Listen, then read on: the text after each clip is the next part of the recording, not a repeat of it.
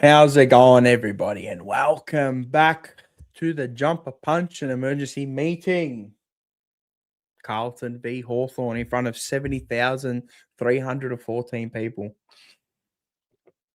Yeah, no worries, bro. Carlton defeated by Hawthorn 15-13, 103 to 6-3-39. Wowee, wow, boy, oh boy, wowee. The class discrepancy, eh? Maybe if you expected any other result. Yeah. I think it was a reality check. Hello to everybody in the chat. In the chat, hello to everybody that is listening after or watching after. This is a live. What do you take out of tonight? What do you take out of tonight? That we can't play in the wet against the top end teams. That there's a vast discrepancy in quality of players, one-touch footballers, players willing to take the game on in the wet. I know the conditions were absolutely abysmal tonight in the first half, torrential downpour all night. Maybe a few positives, a couple of positives, but other than that, it's probably not going to be the most positive stream. But yeah, Hawthorn now are in, where are they? I think they've gone to third. They've climbed to third. We are currently 12th. Yep, we are 12th. So we're 8-9, percentage of 91.9. Hawthorn, top three, 11 wins, five losses, one draw. So that's a good win for them. Gets their percentage up. I mean, they recover from last week as well. Breaking news: Ben Campriali will leave Carlton to St Kilda thanks to the cancer captain Patrick Cripps. It was shocking Weather had to leave at halftime. I mean, if you stayed after halftime, it stopped raining. Well, it was a little bit of rain, but it wasn't as much rain. But yeah, I don't even know what to say tonight. If you want to join the stream, I'm going to put the link in the chat. If you want, I don't know why. If you want to join, if there's any first time goals, let me know. If not, it is what it is. We'll just run through a couple of players. I mean, Dan Walsh had 35 tonight. A lot of dump kicks around the body. Nick Newman, I mean, some touches will be heightened. Nick Newman had 27. Chera, I thought he was best on for us. He had 27 a goal, trying to make things happen online, then just faded out in that last quarter and a half of footy. I thought Jack Innifin was awesome for Hawthorn, set up the game quite well, set it up early in the match as well in the contest, 3 goals and 15 in the first half, and you just go from there. Umpiring as well, that 50 was an absolute shocker on, who was it? Was it Chera? Yeah, it was Chera. Then Ginnivan lined up for his second or third, and yeah, I mean, he called play on, and then he's like, oh, he got conned by Ginnivan like that, and then he's given away the 50, so... Yeah, I mean, Matt Stevich, he's a criminal anyway. Francis Evan, I thought he was not bad tonight. I thought he was okay. I thought, he stood up in some moments. Jagger Smith, poor with ball in hand, stat padded in the end. Oh, actually, not even. He was there in the first half, but it just, Patrick Cripps, some not worrying signs, but the past 2 weeks, I think he's been pretty down on his performances from the past previous 5 weeks. I mean, you look at their names. Even John Newcomb surprised me. He only had 13 up until the last quarter, so I was quite surprised. I thought Will Day was fantastic. Mitch Lewis, thought he bodied our backline. They're 3-headed monster. Mitch Lewis, Chol, and also Gunston. I mean, he's a champion, Gunston. Blake Hardwick I thought was super down back for him as well tonight. Josh Ward had probably his best game of the year. I think it was his highest ranked game of the year, or close to. Flynn Riley, I think he started off the first quarter quite well. I thought some positive signs, and then probably he started to engage with Lloyd Meek body on body, and if you're going to engage with a body on Lloyd Meek, be prepared for a big fight for the stretch. And I just couldn't go with him in the end. Valiant in defeat, but yeah, we got monstered in the rucks all night. Ruck hit outs. I think he had something like 50 hit outs. I mean, Harry Mackay, I thought he had 17 hitouts, Flynn Riley. So, yeah, he kicked his first goal just out of nothing, an absolute scrubber. So good on him. They got around him, the boys. Ollie Hollands was absolutely dreadful tonight as well. Ison needs a rest. Definitely needs a rest. Ben Ainsworth, one of his poorer games, probably his poorest of the year. And Matt Hill for him. I don't know who this bloke is, but he's had 5 touches, 2 goals. Bailey, some of these players. Lucky Cowan, I thought he had a stinker tonight. Didn't like his game at all, not one bit. There was once when he's left the goal line, got to make an impact on the contest. I mean, like you've gone and he's kind of stopped, and it's not good enough. They kick a goal from off the floor, and what do you want? What do you want? Like, there's just a vast. I think there's a lack of quality. I've said this a fair few times. People don't want to hear it. We just don't have enough quality. This team doesn't have enough quality in it. Your forwards are totally disconnected from your midfield. They're playing 20 meters but too far behind. Can't get to enough contests. Harry Mackay was not present all night. Brody Kemp, just woeful, to be honest. So evening, Spaducius or Sputicus. We've got a couple. So if you want to get in, let me know. Or just join. You had 20 plus smooth criminals. Yeah, we did 100%. Hi, Lana. How you going? Shocking. It was shocking. It was shocking weather. I had to leave at half time. Reality check, 100%. Hawks, heaps better and smarter with the ball in wet weather conditions. Yeah, they're one-touch players. They're just phenomenal, aren't they? Evening to you. We're still an average side, 100%. I mean, we're a bit better than average, but yeah. Let's get a few in the chat. Why can't I see anybody? I actually can't see you. Wait, I can't really leave, can I? Okay. Nick, speak. I can't see you. I can see Slobbo, but I can't see Nick. How you going, mate? How are you, Slobbo? Here we go. No one speaking. I can't hear anybody. In the chat here? Slobbo, Nick, no, yes, no. I'm going to remove you, then come back in. Or maybe I'll leave and come back in. I'm going to leave. I'm going to leave it. Oh, this could go bad. This could go real bad. I'm going to leave the studio and come back in. Give me 1 sec.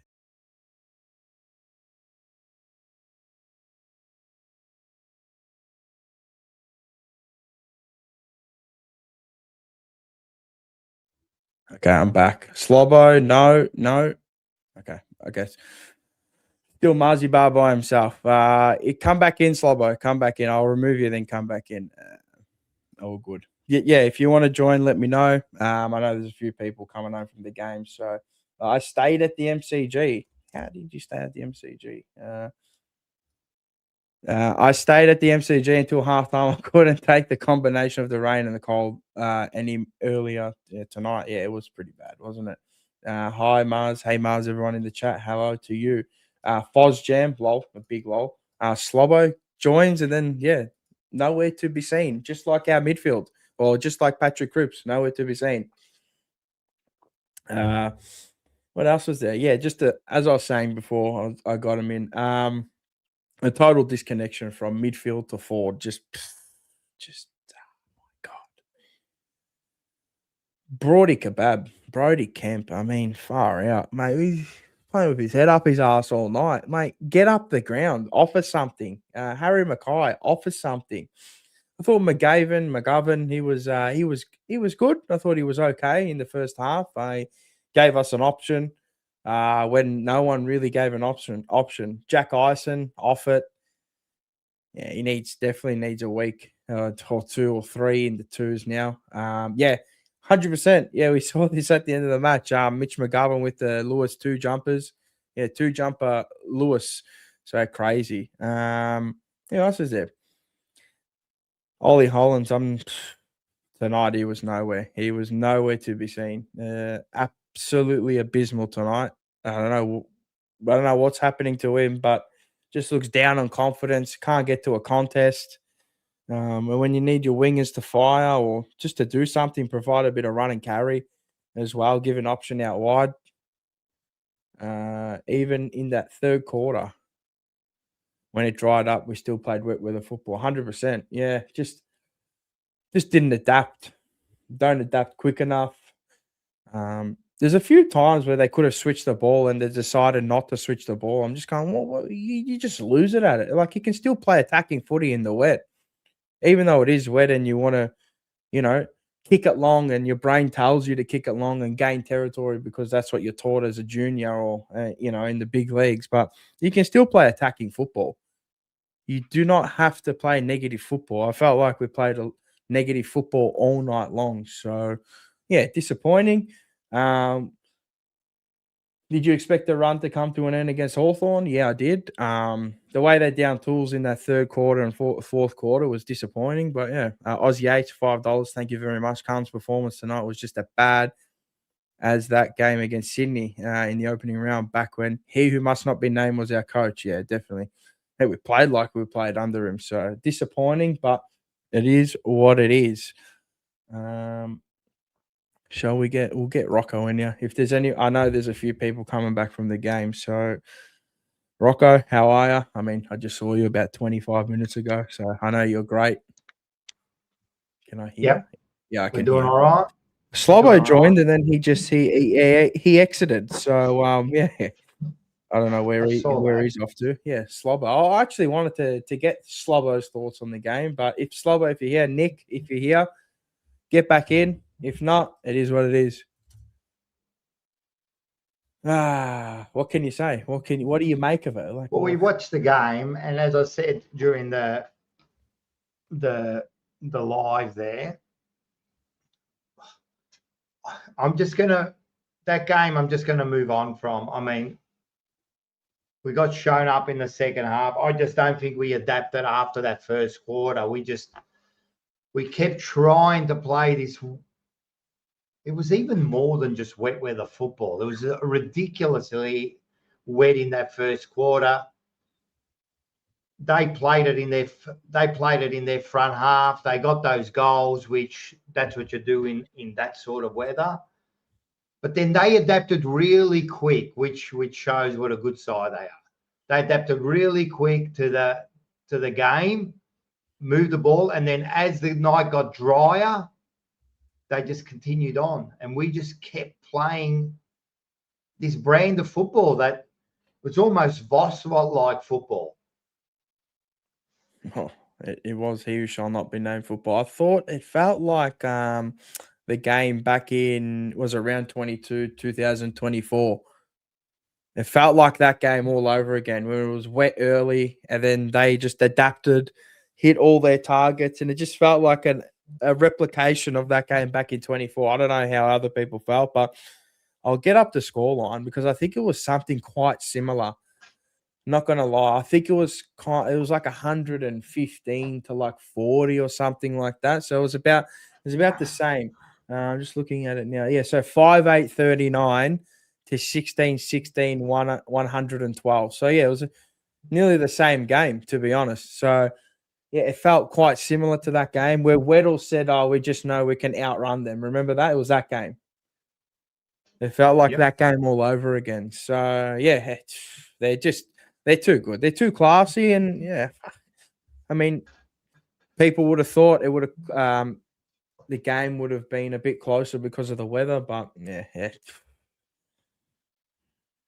I don't know. They're just too classy and too good. We got old mate here in the bottom. Got done. How are you? How you doing, boys? Yeah, I was at the game. Fuck, that was a dire affair, boys. That was one of the coldest nights I've ever seen in my life. I have never seen it rain so hard in my life before. That was the heavens opened in that first half. That was the absolute chaos. Yeah, it was. I mean, could you see anything at the game? Like it was raining that hard. It felt like you couldn't see anything. No, mate. Like I didn't know how the players played in that. That's crazy. That was I thought we were okay. I've seen games wet like that in the north, like Queensland, up in Queensland, and all that. But yeah, been going games for like 20 years now. I've never seen it rain so hard in my life. No, I've never seen it rain that hard in Melbourne at a Carlton game before. So yeah, I mean, the first quarter we stuck with them, the 2 goals to 2-2-14, and then it was 2-1. We only got it behind in the second, and then they kicked their 3 goals, albeit one was a cheap goal. But I thought they just started getting the Hawthorn style of game going in that second quarter. Yeah, they had those 3 cheap goals off free kicks. Like the Ginnivan one was the first one where that Cole played on, and then he changed his mind on the 50. I think it was Matt Stevic. And there was the Yeah, 2 high free Stevic, kicks yeah. on what's his name? Like Gunston, where he slipped and he got caught high twice. Yeah, They got 2 Cottrell. goals out of that as well. Yeah. Yeah. It's like the umpires weren't officiating to the weather. I think that was still in their wet weather, like dry weather mode. But yeah, unlucky, but it is what it is. Yeah. You got to play to the conditions, and they played to the Right. conditions better than we did. And I mean, the game wasn't out of reach at at halftime, but you just felt like those 3-goal buffer against Hawthorn in the wet was always Yeah, going to well, be I hard always to say pick like back. down by 20 points, but it almost felt like we were down by 40 at halftime. It looked insurmountable, and then lose by 10 goals in the end. Yeah, it was disappointing the way we ended the game though. Just felt like we just ran out of legs just couldn't go any further. Yeah, it dried up probably around like halfway through the third. It was kind of like spitting down still, but once it completely dried out, that's when they took it to the next level. They were just too classy and too skillful for us. Yeah, I thought Ginnivan set him up with beauty as well. Yeah. He had the first 3 goals for them. He did. It was Ginnivan v Carlton. Carlton, yeah. Crazy. Our efficiency inside forward 50 was dire straits. Like the way we entered all night was aggravating. Yeah, it was. When you have 2 defenders playing as forwards, you get found out today against the top 4 side. Yeah, McGovern battled on, but Kemp was a ghost, and Harry. Yeah, when it's raining like that to your 205 centimeters, you're gonna struggle. Yeah, I mean, fuck, they just didn't give anything up the line other than McGovern. I just think the other 2, they didn't give him an out. They just gave nothing. There was no. We were missing like a part of the field for the first half, and then the third quarter. I'm just going like, where are they? It's like they had their heads up their asses, thinking they're going to enter from 100 out.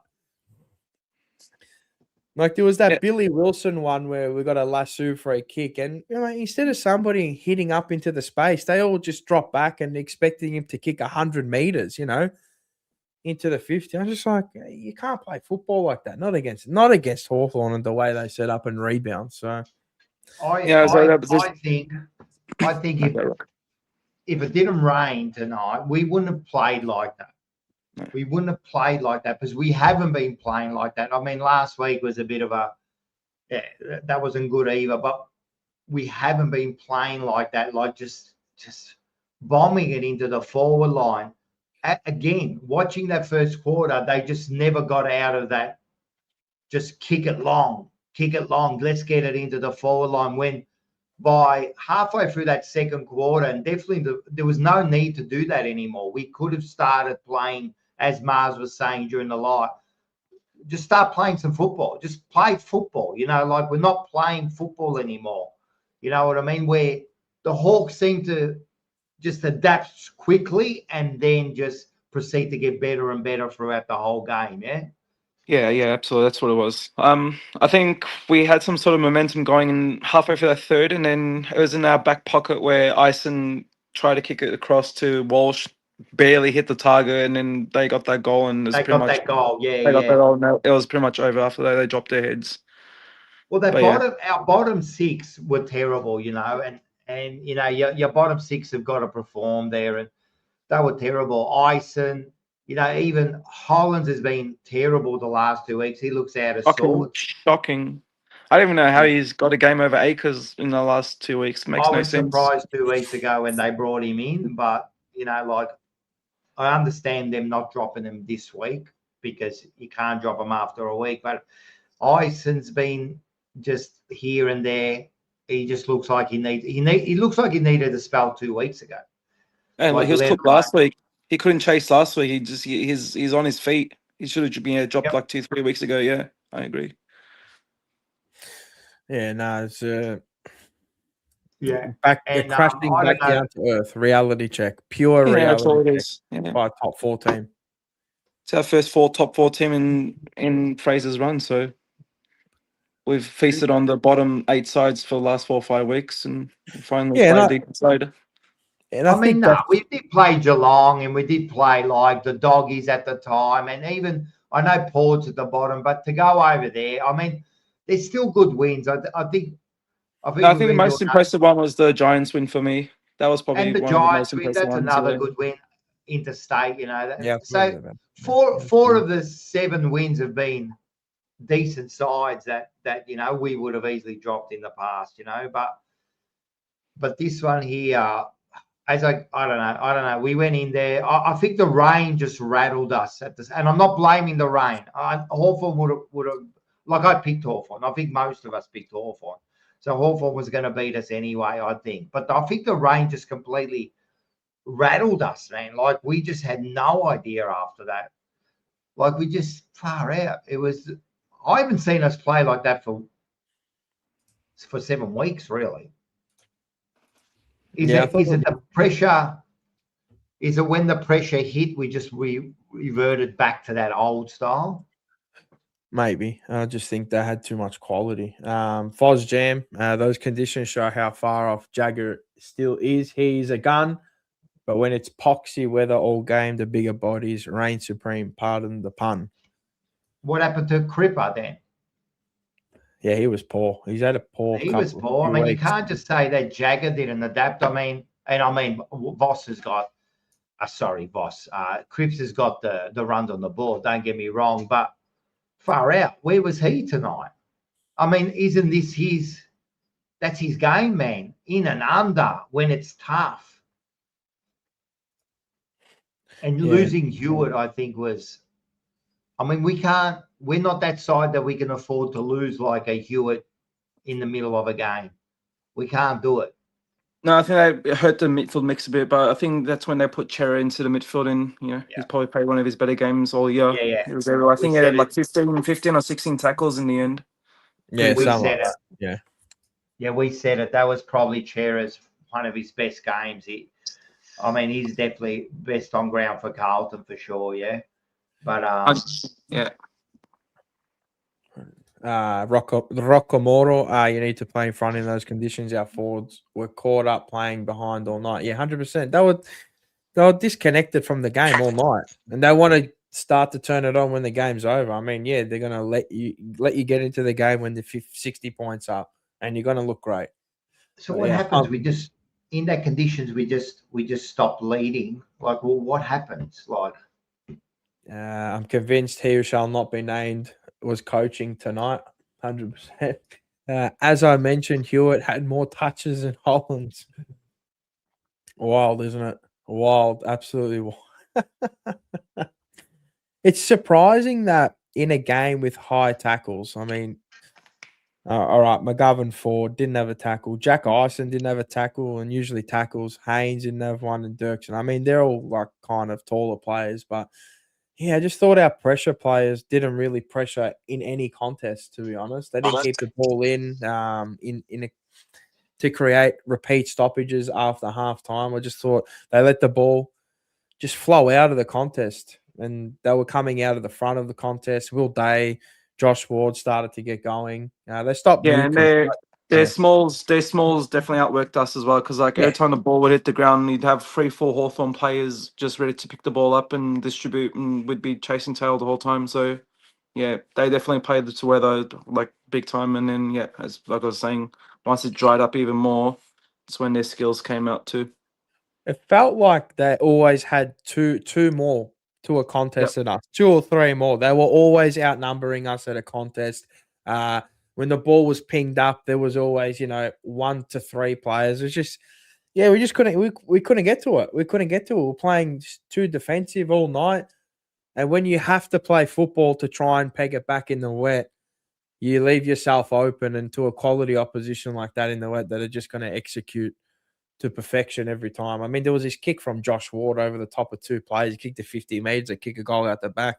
I mean, Amon took the piss as well. I mean, he didn't have a high output game, but he just had to hit his passes. I thought Cam McKenzie was okay. Dan Brozier was thought okay for him as well. As a A-Roy or Aaron or A-Roy. As a Tiger supporter, we've had some bad umps called last few games, but tonight just shows how much of a shit show the rules are for umpiring. Yeah. I mean, the some- umpiring was it's pathetic, bad but every game. it hasn't been good. It's bad in every fucking- game. That's it, man. It's just bad for everyone. He hurt his back. George Hewitt hurt his back. So, yeah, I don't know what's wrong with him, but I guess we'll find out. Chera has had 3 or 4 great games. Yeah, this is a good game. This is a good game. I thought he dropped off. I thought his last week was a more complete performance. But, yeah, Dimmer Hardwick looks 80 after his loss to Adelaide. Yeah, they got absolutely walloped, I think, by like 80 points or something. So, Oz Yates. Luckily, my seat for next week's game, Collingwood v Carlton, is under the roof, level 2A. Yep. Outcoached? Yeah, definitely outcoached. 100%. Yeah, 100%. Yep, definitely. Yeah, that's probably the first game. Well, that is the first game he's been outcoached in. So, yeah, it's going to happen. Sack Fraser, bringing Lee Adams. Bring in Damien Truslove. Bringing Truslove. Yeah. Mitch, do you guys think this will be one of the biggest Carlton Collingwood games in the last few years? Both teams? Nah. That 2022 game was fucking unbelievable. Was epic to end the season. I know we didn't make it, but he's probably talking the last few years. Outside of that game, there. I mean, there probably is now. Yeah, I mean, yeah. Outside of that last game, that was huge. I mean, that was to get into the top 8, wasn't it? Only if the weather's holding. If it's like today, you'd have shocking crowd. I don't think you'll ever get another day like tonight. It was fucking like on TV. It was horrendous. I can just imagine being there. Torrential, mate. It was torrential. I've never seen bullets fall from the sky like that. Rocco Grasso, hello. I reckon just forget about this game and move on. Yeah, I mean, you review it. I mean, they'll review things. Just probably they'll review individual things as well, handoffs, defensively as well, going forward. I think there's a bit to take. You can take some things out of this game. You don't just throw it out with the bathwater. You still got to review the game. Got to review what went wrong, what didn't.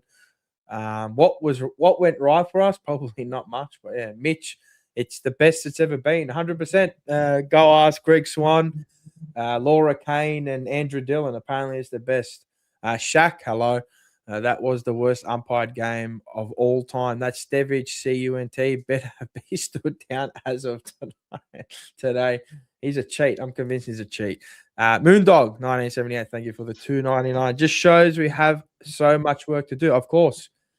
If you didn't think we had so much work to do, you're living in La La Land, 100%. Chris Davies in. I was at that game. Which game? Oh, not tonight. The 2022. 2022. Yeah, me too. I think we all were. I've tipped 6 out of 6 correct so far. Well, give us your tips, mate. We have a good multi. Maybe Dimmer's only got a 10% chance of a premiership list, not 80. Who said that? Jacana, it was a bad. Never see it like that in 45 years of going to the footy. Couldn't see the game. Yeah, it looked horrible. It was just horrible.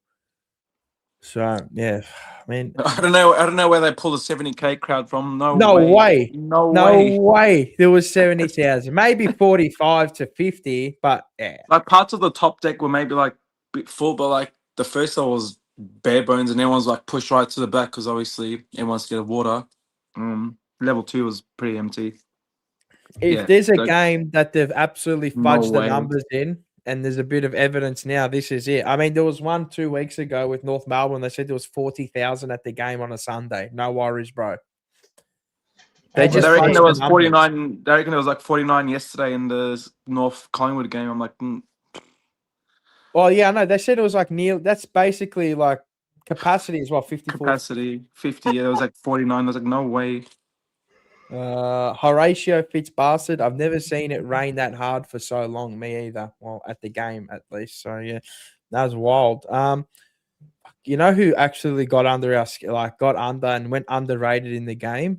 Connor McDonald. I thought his game was pretty good. I took notice of him. He's a good footballer. We lack players like that. I don't know who can mold into a type of player like that, but he's a unique player. I don't know what. Maybe I'm not sure off our list. And I mean, I look at their list and you look at ours and you just how they've gone straight past us. Disappointing. Because they were below us for a while. Everyone forgets that as well, and they've just gone straight past us. Yeah, I felt like Harry Dean. He tried all night. He did try, but probably his worst game of the season, I would say. Maybe he got beaten. He got beaten, well beaten tonight. But Yeah, you got to be in the he's whole defense. 18 The whole years defense old. got beaten. It's gonna happen. It's gonna happen. It's 18 years old. I mean, if you think he's going to hold your back line together with Wade Gherkin, the Gherkin Dirks, and you got rocks in your head. I mean, 18 years old to do what he's been doing. I think he's been fantastic. He's been really, really good. But now you need Jacob Wiedering more than ever. In these type of games coming up, that calm head. Yeah, Patrick Cripps. My God. Yeah, it just wasn't clean all day. Just yeah. No, Even but like- he hasn't He was been- there and about for a lot of contests, but yeah, just got pushed under it. And yeah, I think He hasn't been there. He hasn't been there for 2 weeks, to tell you the truth. even like I think Walsh had like 35 touches, but like A lot So of dump Walsh had- kicks. what do you really do with it? You know? He had 35, but a lot of them were dump kicks. I mean, I'm just looking at his heat map. You know, the middle there, close to the wing. And he's, disposal efficiency was only 54%. So, and I mean, it wouldn't have been great for many of the players. I think he just lacked penetration through the contest. I think he was exiting through the back of the contest a lot, and then just trying to kick it around the body. He turned into Doherty. Everything was around the body, just bomb, bomb, bomb. I'm like, far out. But I think everyone was doing that at the end. I mean, no one was. there Yeah, was no, no but control. you set the precedence from the start of how you want to play. Your midfield sets the tempo, how you want to play football, and if you're going to be doing that for the best part of 2.5 quarters, it's good luck. You know what I mean? Their players, they didn't want to play like that. You could see it, how they had intent to move the ball and intent to hit up targets short, even when it was pissing down. They didn't. If you go and watch their game in comparison to ours, they didn't want to bomb the ball. They still wanted to put, speed on the ball and try and hit those short kicks as well. I mean, not overuse the handball, but find kicks 20 meters and chip their way up. I mean, the first quarter, both teams were just trying to adapt to torrential downpour. But then in the second quarter, they started to get going and started to churn. Yeah, they just kept getting like more numbers to the contest. The first quarter was just get the ball to the forward line as much as you can, and even then it was pretty much pinning our back line the whole time because they were just getting the ball to the forward line as much as they can. We were still trying to be too cute with it in the wet. Just keep turning it over. Shaq Wieders has to come back in the side and trading a key back. For all those saying to trade it need a reality check. Agree. Mars said the same thing with Miss Wieders. Yeah, I mean, he's played 200 games of footy. I mean, he's stalwart down there, top 3 defender. Dean's going to be an absolute gun once he hits 100 games. I reckon by when he hits 50 games, reminds you of Alex Rance. Yeah. Ollie Hollands, time to trade, possibly. Who knows? Brody Kebab to open Brody Kebabs after he gets delisted. Yeah, he's just, he's trying to get the best out of himself. I mean, just not good enough. Get me Waterman, send them 5 players, couldn't care. Yeah, he loves Waterman. Shaq loves Waterman. He does. I had a feeling we would lose this game against Hawthorn. What I didn't expect was such a bad loss in rainy conditions at halftime.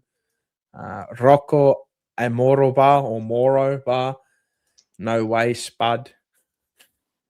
Yeah, this is disappointing the way that they lost, but yeah, I wonder how it affects them going into next week now. That's a real, is it going to take it out of them? Are they going to train in the week? It's how they recover now. It's all about the recovery time. And they got 6 days, 5 to 6 days. I don't think I wouldn't think it's going to affect. I wouldn't think it's going to affect it. We're coming up against Collingwood next week. If it's dry, I still think those wet conditions mentally fucked us. I don't think we just knew how to control it. There'll be a lot of heavy legs for the next few days and sore Definitely. bodies. They're going to have Because to. there's so many more like contests and hard hitting. They're definitely going to have contests and that. to. Yeah, they're definitely going to have to structure this week in the way they train and that. They can't. They're definitely going to take it easy. They have to, don't they? Well, I don't know if they I mean, and you're getting later into the season as well. You're running on not empty, but you're redlining at this time. And when you're playing in that sort of weather, and you don't get that sort of weather, I don't know, for 99.9% of the year. So when you have to play in that weather and you're at redline time, it's good. It's good luck for the next week. You usually have it's a tough hit out, man. And I felt like they were reserving themselves a little bit in that last quarter. I mean, they weren't going flat out. So, I mean, they're probably absolutely spent, but you could just see they're just letting Hawthorn play. Oz, we're not trading leaders. Definitely not. I don't think so. 7-day break should be right. Yeah, hopefully. Now, Moondog, now we have a proper response game. Time to grow up, Carlton. Oh, yeah. Every game is a response game, isn't it? A big game. Don't think that Collingwood are just going to. I don't think so anyway. I think Carlton's going to come out next week. I mean, no, 100%. 100%. They'll respond. You know what I mean? They'll respond next week. But What they? we'll see if this is the game. Is the presser on? Is it? We're on KO. It's probably on KO, isn't it? Or is it on YouTube? I'm not sure. It'd probably be on KO still. I just had a message saying, watch the presser. Give me 1 sec. I'm gonna have a little search for it. Usually I go on Fox Footy and it comes up. Nah, not out yet. If you can link me, and I'll go to the link and we can watch it. Let me. Oh, it might be on AFL actually. I'll have a look on AFL. Match report. Nope. I'll have a look too. Because I'm very interested to see what he says. I want to. No, nothing yet. No, Well, it's probably on KO. So yeah, Hawks certainly responded. Yeah, I mean, too good. Rockamoro, I bet they won't ask Fraser if he wants the job tonight. Oh. No, they won't either. $2.99. Thank you, Enzo. Do you think we can regroup and compete next week? Yeah, I think we can compete. It's whether they can run out the game after that game. I don't know. I just think that way. I know everyone thinks, yeah, but they're AFL footballers and, they're elite athletes, but there's a lot of things that go into it. It's just, I don't know. That was a slog tonight. They were playing in puddles. They were playing in a swimming pool. Imagine running up and down 12, 13 Ks. Imagine the next couple of days. You just don't want to do anything. And that ball weighs an extra 2-3 kilos as well. Oh, mate. And soaked. Ever kicked I've kicked one of the new footies and just after 30 minutes, mate, your foot's in half. Your foot's in half after it's raining. You know what I mean? So it's still a brick out there. Thank you very much, Oz. Unnecessary, but thank you. Gifted one, TJP member. Shaq, Lord Hollands, Moya. Oh, Lord Hollands, Moya, throw a pick, get a forward. You really want Waterman, don't you? He really wants Waterman. Where is it? Somebody came in the bottom and now they've left. Yeah, I'm waiting for the press. I'm keen to see what he says. We just got to not worry about who we're going to trade, what we're going to do, man. Seriously, this is for next year. Let's just worry about this week, the rest of the year, and then we'll worry about fucking who we're going to trade. I'll get rid of Hollands, get rid of who knows, man. I mean, Hollands has had a couple of bad games, but before that, man, come on, we all thought that he was good.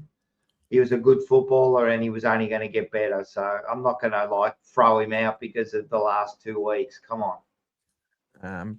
Nick Costa, F4K. Can Nick, I'm guessing that's Nick Dacos, be stopped next week? We'll have to see. I think we just got to stop. Everyone's got to stop worrying about Nick, man.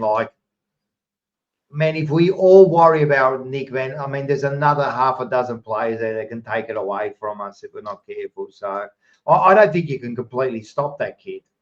No. No, you can't. So you got to kind of work off him. And I mean, I hope Hewitt's okay, because like now all of a sudden Hewitt's becoming important for us.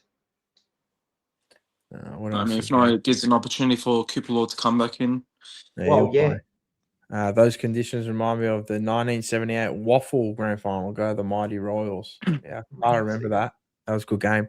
Spaducius, that bloke would have been right at home tonight. Jake Waterman, pardon the pun, is his name.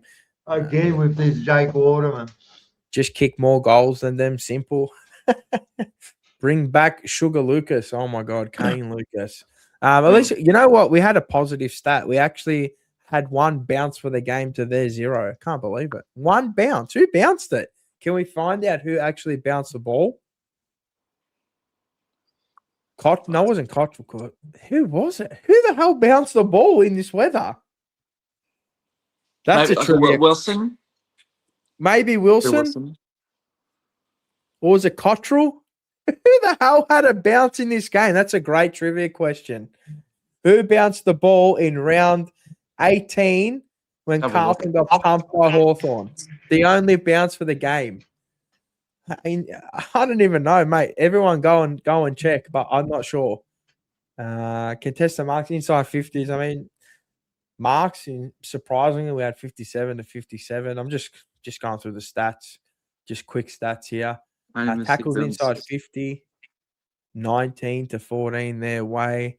We had a 98 tackles for the game to their 78. I mean, you're going to have that many when you're chasing the game, aren't you? I'm going to add Nick, and I'm going to add, oh my God. Here we go. The headphone users, make sure you got your sound turned down, because this bloke's having a bit of fun. Wow, is that Jacob Wiedering Aiden? Hey, we're fucking shit. We're fucking shit. We're fucking shit. We're gonna get done. Fucking shit. We're gonna get done. We're gonna get done. Pump it, mate. Bit of black card, please. We're gonna get done for copyright. Where is he at, kitten? We're gonna get done for copyright for this. See you later. Nick, Big Vincenz, how are you? Good, thanks, guys. Yourselves? G'day, boys. Just another week at Carlton, isn't it? Yeah. I mean, it didn't really start off well. I mean, we can sit there and say the umpiring was terrible, but they just looked like they knew what to do, positioning themselves behind the ball, going forward. You know, we barely take marks in the dry inside 50, and then there we are bombing balls inside 50 in the wet. What were we expecting to do? Yeah. Vincenz, how are you? How you going? Did you go to the game? G'day, Mars, Rocco, boys. Hey, Vince. I didn't go tonight. We were a last-minute withdrawal. Nice. Smart withdrawal. Well, it started absolutely bucketing down, and it was cold as anything, and Tanya just goes, I don't really feel like going. I said, all right, fine, let's stay home. Oh, well, you're the 70,000 that stayed home then. Oh, mate, where was 70,000 from? Where did they pluck that figure from? Maybe they're counting the 70,000 empty seats that there were. Yeah, that's it. In reverse, yes. I don't know how you can get 70,000 out of that. We've been told this before. It's not about how many people come in the gate. It's how many tickets they've given away. So usually, like if they've given away 10,000 tickets, they'll add that in the total. So that well, then if that's the case, Rocco, they should not be calling it attendance. And how many tickets are sold? Tickets sold for the event, 70,000. Actual attendance, 52. Whatever. Makes them look bad, doesn't it? Like, I was apparently one of those attendants. So was I, probably. And I'm not even allowed to go. Like, do you even count the people in the restaurants that are sitting and watching in there, Oh, look, if there's people that have entered the ground, with passes and they spend the entire night inside one of the dining rooms because they're at the Carltonians or they're whatever, one of the coterie groups or the president's dinner and all that. Well, there's still people who have attended. That's fair enough. But you can't tell me that there's tens of thousands of people in about 5 or 6 rooms, because that's all there is. No, I agree. This is a good one. Anyway. Always Enzo Valentino with a good one. 70,000 was the total meters gained by Hawthorn tonight in the wet. 100%. Always a good one. Shaq. Rocco, I agree. I was Ollie's biggest fans, but I'm at the stage that he can't kick, doesn't kick goals on the wing. I like his run and endeavour, but something is not right. Yeah, I I mean, I was popping big, Cottrell hasn't been flashed either for the last 3 weeks now. I thought Cutler was outside of reasonable that tonight. first game, outside of that first game when he came back, I mean, he's just been Just Cottrell. ghost, He's just been a ghost. Yeah. Yep. Anyway, And I thought are we talking about the same game here? I thought Cottrell was reasonable tonight. he was He would have okay. been he would have been in our top maybe 7 or 8 players. yeah, he had moments. He definitely had moments. Yeah, and I agree. I agree with Nick. There was a good. I think there was a good period in that third quarter or something where he played because we actually mentioned them in Mars. We played. He played 7 or 8 good minutes, But outside of that, man, he's just he's not even a 6 and 7 footballer. Well, put it this way. If I was given a choice of which wingman I'd have Chera ahead of Hollins. That's for sure. Collins. Who's Collins? No, I said Hollins. He said Hollins. Oh, yeah. Ollie Hollins. Yeah, Hollins, yeah. I don't know. I I'd have Chera on the wing any day compared to him. I thought they were both below par. I thought they were very average. I mean, Cottrell stat padded in the last quarter. What do you have in the last quarter? 10 touches. The first quarter, I think he had like 1.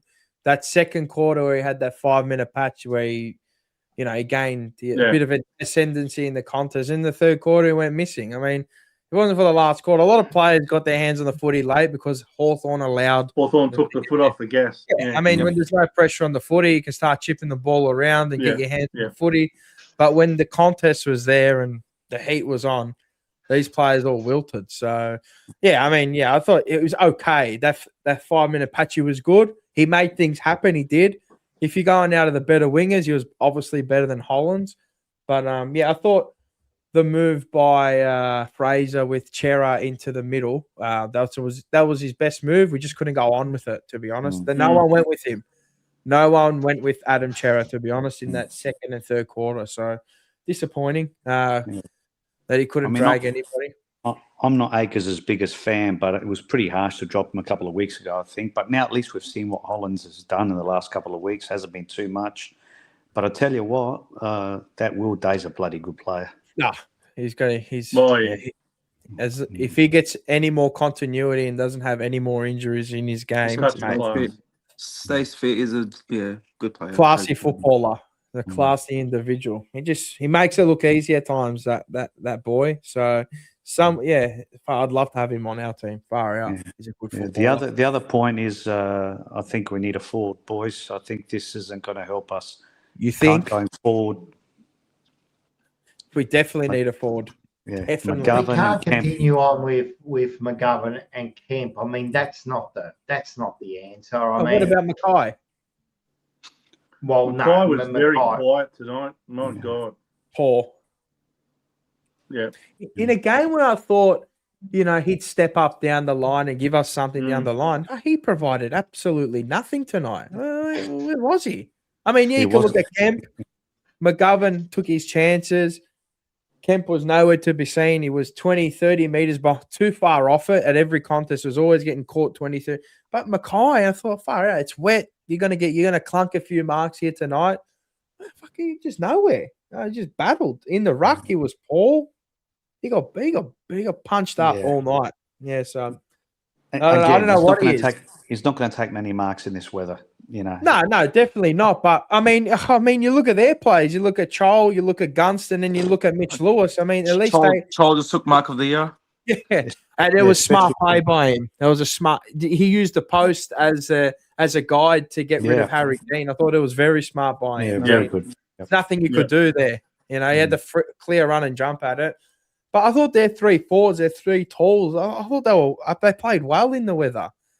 They brought it to ground, and then they had all their small forwards around it and their half forwards. They kept the ball in, created another stoppage, and they got a few goals from defensive stoppages. So, no, I think we've got a lot of work to do. A lot in the forward department. Yeah. Oh. No, it was just a big gulf in class between the two teams today. It's it just showed the top four side and we're middle of the road. Where is this thing? No, nothing yet. I'm just waiting. I'm just waiting for this press conference because I'm keen to see what he says in it. Very keen. Oh, yeah, I've already watched his press conference. Was it on KO? Yeah, would have been on KO. It happened at about 10 minutes to 11 o'clock. Yeah, it was on KO. I'm just waiting for it to get uploaded so we can all watch it together. Okay. But yeah. Well, I thought he handled himself very well. In fact, really, his demeanor is pretty similar whether you win or lose. And you're right, he wasn't asked about whether he wants the coaching job. But I thought Josh Fraser handled himself very well. He said it as it was. He didn't sugarcoat anything. He didn't overreact either. He also put it in perspective. He basically said Hawthorn were far better in the conditions. He was asked about that umpiring decision around, that 50-metre penalty against Chera. And he said, there seemed to be a bit of confusion out there about that one, but I'm not going to start getting involved in, assessing umpiring decisions. That's not the reason we lost. So, he said everything right. He said everything as well as you could expect. And naturally, we need a response now. We need a response against the old enemy, and this will really show you the character of the players this coming Saturday night, because if they produce a second performance like that against Collingwood, well, then you've got to start seriously questioning, the intestinal fortitude, as they used to say in the classics, of these players, which is a fancy way of saying, have they got any guts and determination or what? Yeah, I mean, as I said it a couple of weeks in a row now, you're coming from a long way back. So you're exerting so much energy to fight, to claw a season back. And I mean, of course. And to 7 in a row, I always said fantastic. It's teaching the young kids how to win, and they're hungry to win. But the golfing class with quality of players out there, you're always going to struggle. Going forward of centre, you're always going to struggle. I mean, when you got those sort of players, mate, it's good luck. One game they might come out and they all might kick 12 goals up forward. But other than that, you're not going to get that everywhere. You can't trust them to kick 4 or 5 goals. I mean, how many times have they kicked 4 or 5 goals, one of our forwards? I don't think. I think maybe once. Yeah. Or not even. McGovern once, probably. Yeah, I think so. So, when you're going forward of centre, it's good luck. It's just a makeshift forward line. Yeah, that's all it is. Yeah, it's an unplanned forward line for what was to come at the end of last year. And this is what you got. I mean, you're trying to manufacture like 30 from him, 20 from him, 30. But AFL is, I don't know, it's hard to play money ball when, I don't know, it's in AFL, it's hard to play money ball. You always need a key forward that can kick 70 goals in a year. Don't care what anyone says. Yeah. Don't care what anyone says. This one, they smashed us and Newcomb was quiet. Yeah, he's surprised. I thought, wet weather. I thought, he'll just slip into these conditions nicely, and he was well held. Oz, great question. Hard to say. Newcomb got close as well. Watson is their best. Yeah, probably. Him and, he's a freak. I wonder, Mars, whether there was any effect on our team by playing a couple of bottom 4 sides in the last 2 weeks, being West Coast and Richmond, and whether the step up in the quality of the opposition was just too much of a dramatic change for us to handle tonight, and whether at the end of the day, after 7 wins in a row, you can't stay up forever. No. I mean, how Fremantle did it for 14 weeks in a row, I don't know. But they also had a downer a couple of weeks ago against GWS. Yeah. So, everyone's human. And I just wonder whether this was something that was just destined to happen at some point or another. Add to that the difficulty with the weather conditions. Add to that, some lack of personnel down back. And all of a sudden, it all starts to get a bit too hard. It's like going from, in horse racing terms, you've gone from a maiden to a benchmark 54 to a benchmark 58 to a 64. Now we've gone into open class weight for age, and it's good luck. Now we're in the Cox Plate. We're six lengths last. Yeah. Number one weight for age we've gone into, and it's good luck. So it's one of those ones where there's a golfing class, step up in class, probably far too superior for us, and that's who we are. I mean, that game doesn't lie. That's the exact position where we are. We're probably 10 goals off the top 4, to be honest. 8 to 10 goals off the top 4. If you don't think that, well, I think over a season you're 8 to 10 goals off. Maybe in a one-off game you can beat them, but over a season, we don't have the quality of players. I mean, you look at Fremantle and you look at the Sydneys of this world, and people go, "Oh, how do they go on a 10-game run?" Well, look at the quality of players they have. Yeah. You got Shai Bolton, Luke Jackson, and now Amos is coming of age. You've got Tracy, who's played well. Pierce, he's a good footballer. Clark, Brayshaw, Sarong. You go and look at us, and you go look at our pillars, and I'm like, fuck. You got McGovern, you got Kemp, and then you got an 18-year-old that you're trying to, prop up every single week, and then you got the Gherkin. I mean, there's a golfing class everywhere. You got Alex Pierce and Luke Ryan down back, and they look as solid as a rock. Good luck. You know what the interesting thing is? We've got Freo last game at home, and they'll probably rest half a team. Maybe. Maybe. Might be a bit of an outlier, that game. You never know. Yeah, I know. Well, don't they have 2 weeks off, or they got a week off? Someone get a week off. Never ever bet on football in the last round of the home and away season, because forget the form guide. Put it that way. Yeah, absolutely. Nah. They've got a lot of work to do. I mean, if you didn't think we did, you're in complete and utter denial of where we're at.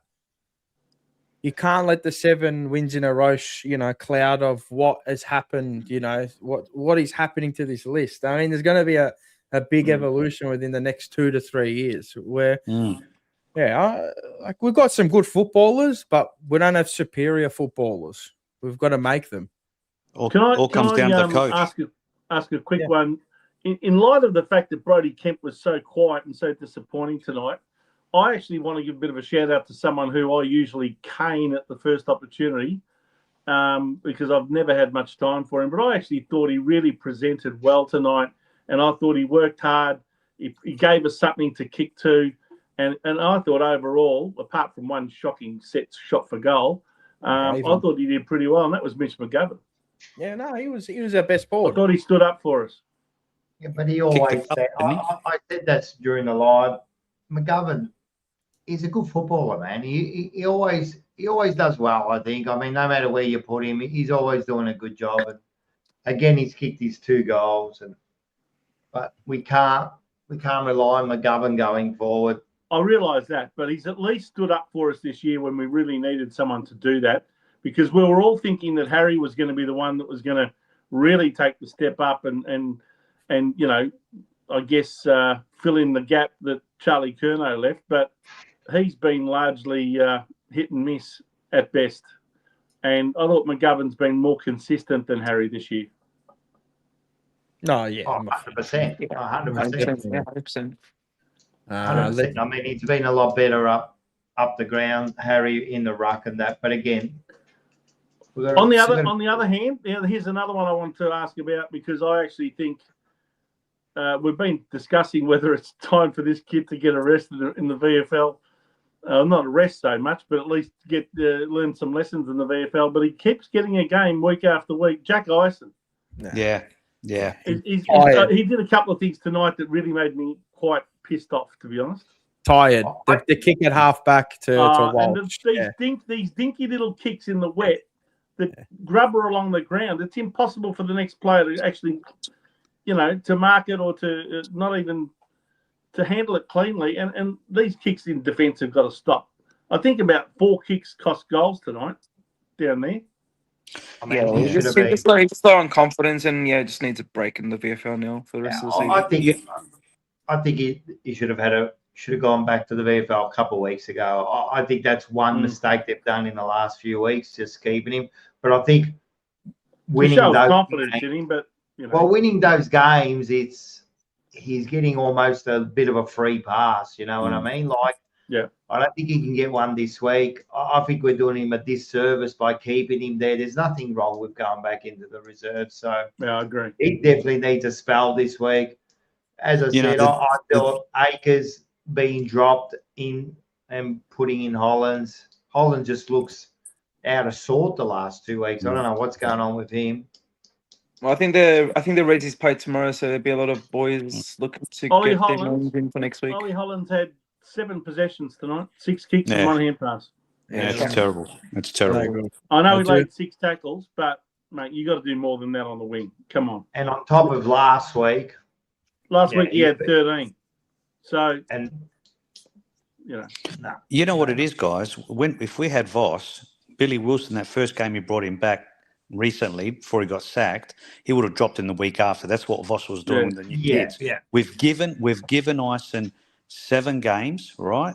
You Yeah. can sit there and say, you know what, Jack, go have a rest next week in the twos. You've done enough to show that, throughout the body of work that you're going to be good enough, in the future. So he's proven himself. Obviously, the last few weeks haven't been the best, but it's enough to say, you know what, that's good enough. That's what I like about the coaching is that these young kids, you give them a body of work and see how they go. And you say, yep, we'll keep them.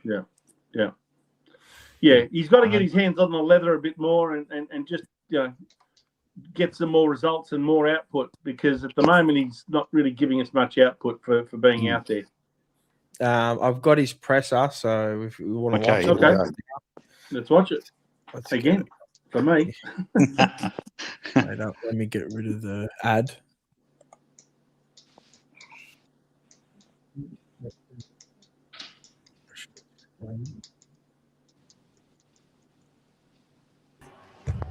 Marsh, official risk partner of the AFL and AFLW. Josh, it was a bit of a scrappy start to the game. It was a bit of an numbness, but then I guess as the game wore on, maybe the conditions cleared up a bit. They really sort of had their way with it. Good with the sound, or do we need to go higher? Let me know. A little bit higher. All right, give me. No, well, we haven't heard him yet. Yeah, I know, but you can hear the question from the reporter. Give me 1 sec. It's probably a bit high, to be honest. Yeah, I thought they adapted to the conditions better than what we did early. And we didn't quite handle that. We haven't been faced with those conditions for a long time, so there's some learning in that for us. I thought their contest method for the most part of the night was quite strong. I didn't feel like it was an effort thing with us. I thought we lacked a little bit of method at times, but their contest inside to out exposed us too often, and there'll be some good learnings out of that for us. When the conditions, we don't see conditions like that too often these days. Obviously, the team is so well drilled in their systems and their structures, during training, and it's obviously designed for dry conditions. When that happens, is it sort of hard to for the team to adapt and break from their what they're used to? I think there's a bit to be said for teams that have great synergy and play together for a long time. So we're still a relatively new group with new players. They looked more robust around contest when those conditions set in early. There's no doubt about that. And again, with the group that they've got and where they're at as a club right now in terms of ready to win, their situational awareness, if you like, is in front of where ours is, and that continues to be an area that we'll keep working at. This game gives us great feedback on individuals, on system, on conditions. So we'll take those learnings and be better for it. But yeah, they certainly look like a team who had played in conditions like that before and were able to adapt and adjust a lot quicker than what we did. Yeah, he's not wrong. Exactly what I thought. So he's completely right. And let me open Gokhan. Add to the stage. Have we got 2 Gokhans there? There we go. Yeah, get rid of that one, yeah. There we go. Let's go that way. Yeah, Imagine having 2 Gokhans around. Jeez. Far out. He's got a dope. His twin brother. Josh, I suppose from the coaching perspective, this is the first time we've sat here and after a loss. What are the sort of feelings in terms of the way that you talk to the players about that? Because it's been a pretty big ride the last 7 weeks.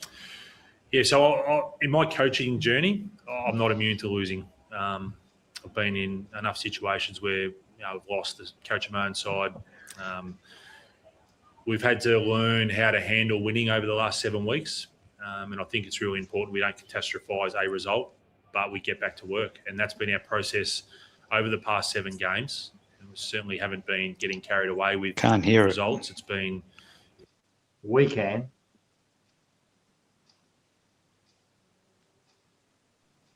Loud and clear.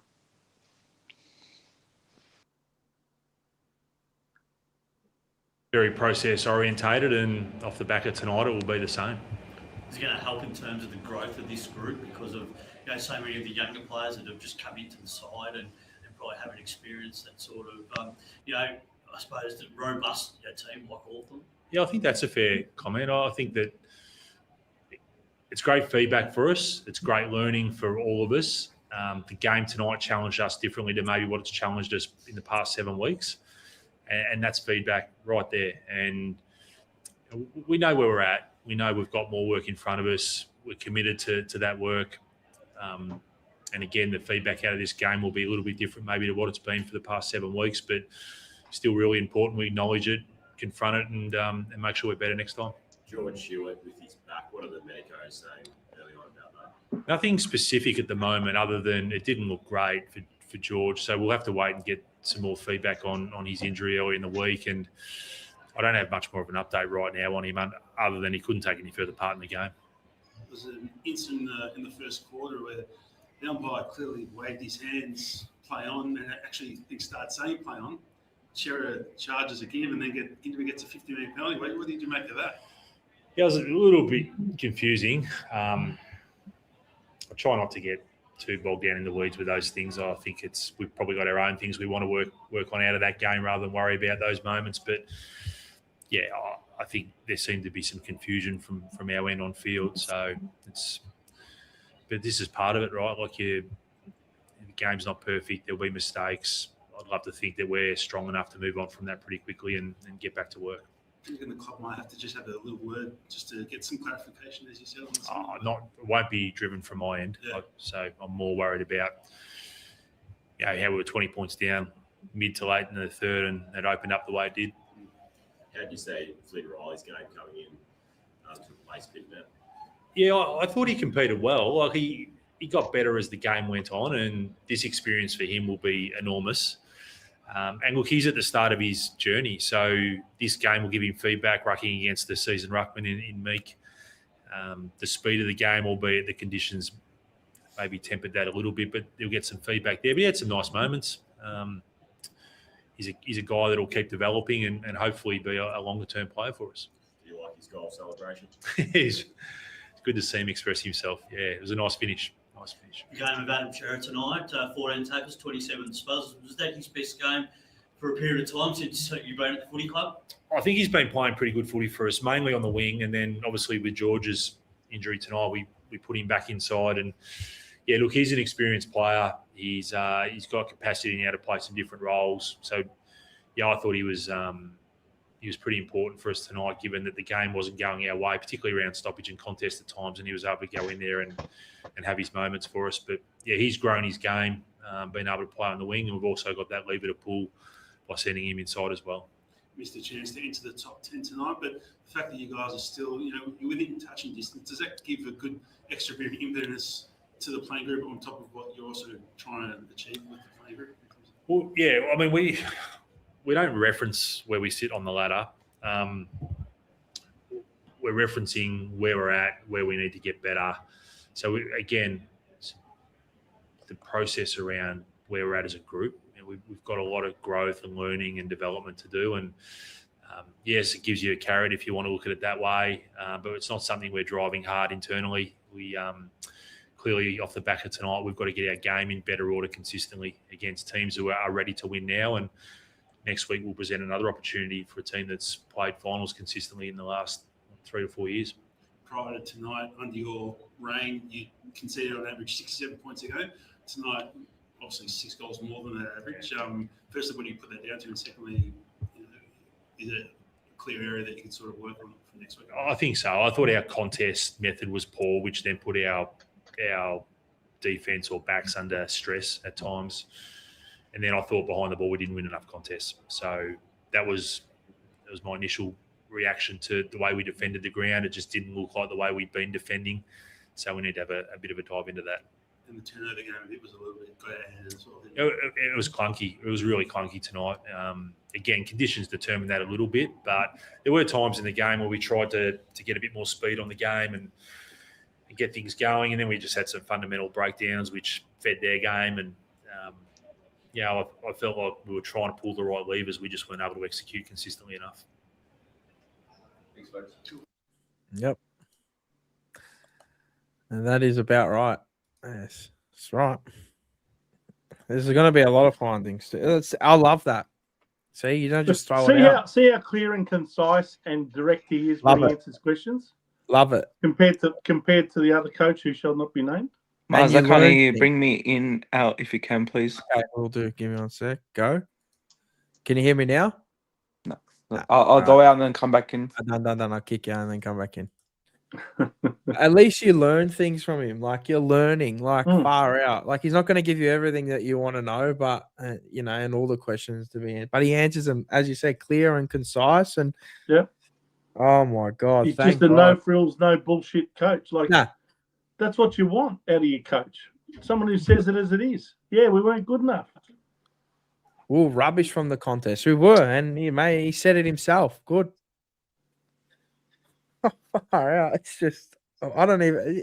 This is a coach. This is a coach, and he's not even a coach yet. And this is a coach. This is what they're meant to sound like in the presser. Exactly like Agree. this. Exactly like this. And I don't think he's done his chances of getting the job any harm tonight. Because definitely not. 7 in a row is a huge effort for an interim coach. Massive. And it was always the bubble was always going to burst at some point, and probably against one of the top 4 sides, and that's exactly what's happened. Yep. Rob, how are you? How are you guys? Good. Yeah, Rob. Hey, Rob. Did you go tonight? Sorry, just got back from a 40th. Oh, nice. I didn't. Nice. I was at one of our major sponsors' 40th. So we're watching it on the TV. We couldn't make it. So you watched it. You watched a little bit, I'm guessing.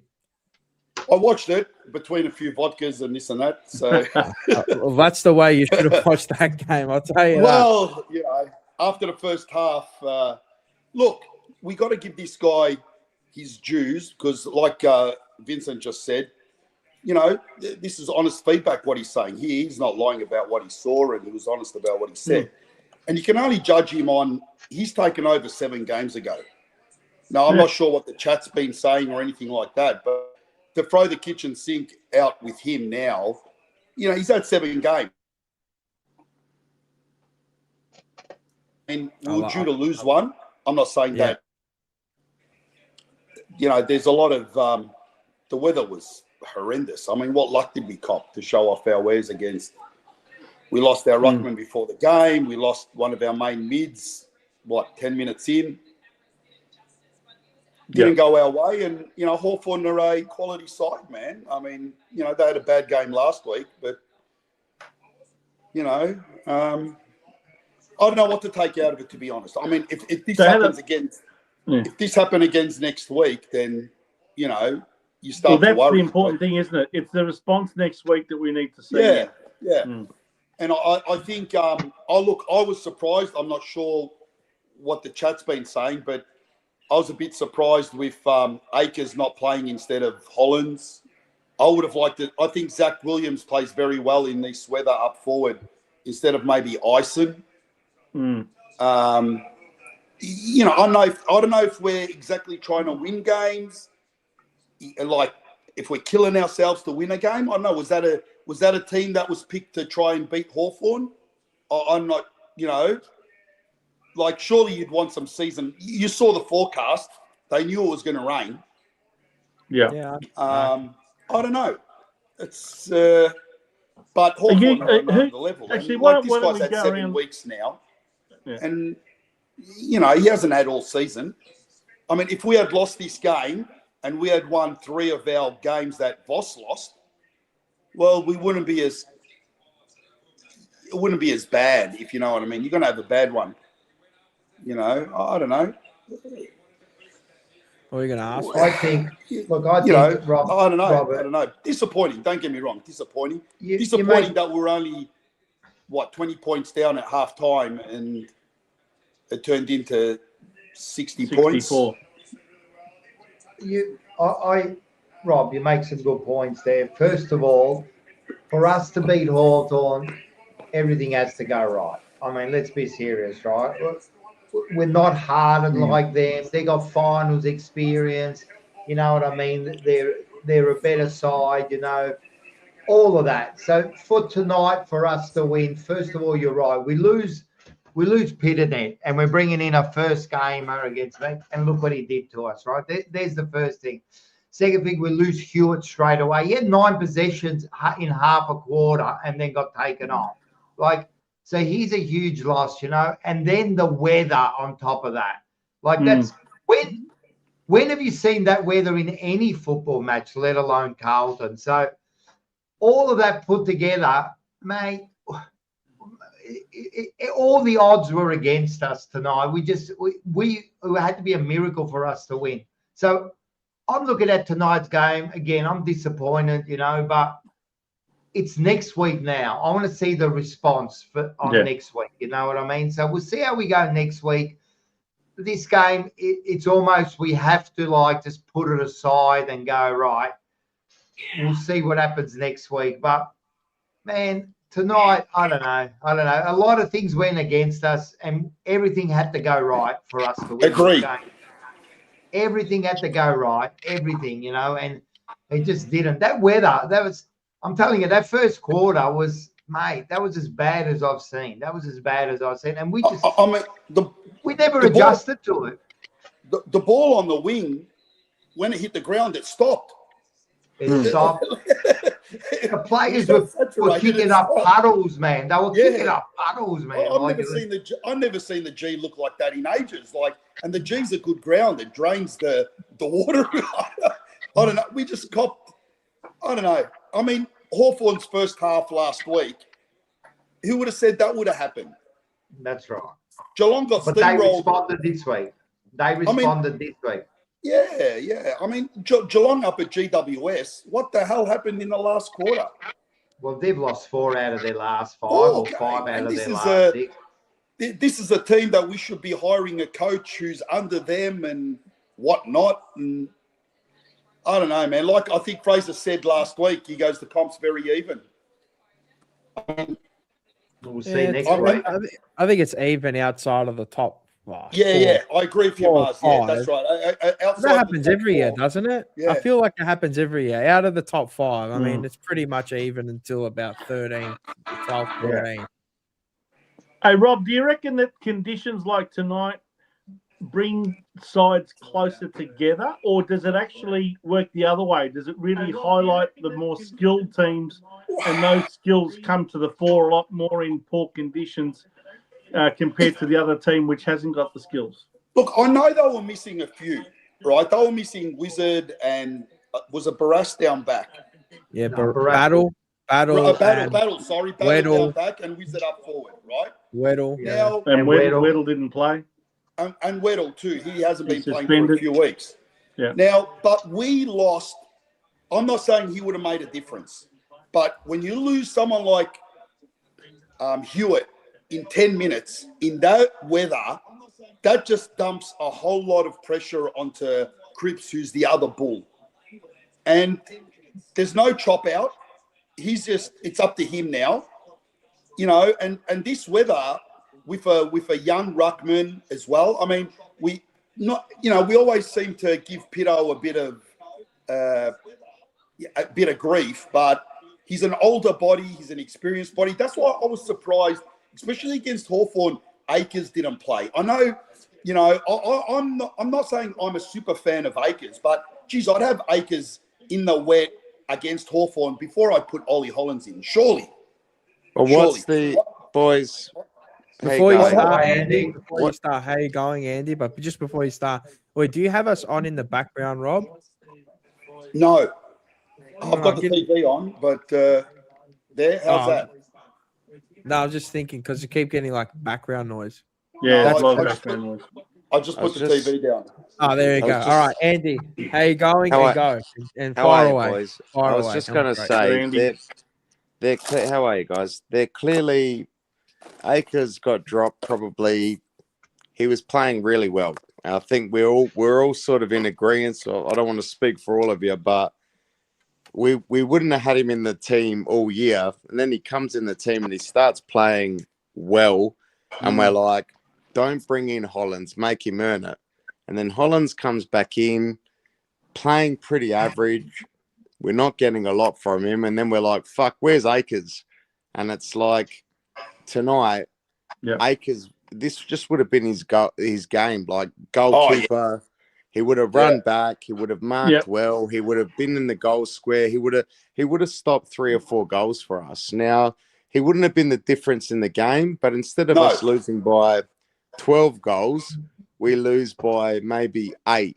And that's the problem. Like we're as a fan base, I think now we're chasing wins, but realistically, the club is like, what youth do we have that we're going to either make decisions on or we're not going to make decisions on? So Hollands has got the rest of the season to prove if we're going to give him a contract or not. And tonight, you're like, well, you haven't done that great, mate. Like, you didn't do well. Like I don't remember a time where he did anything tonight. And it's a night like tonight where you're like, fuck, maybe we've been harsh on Akers.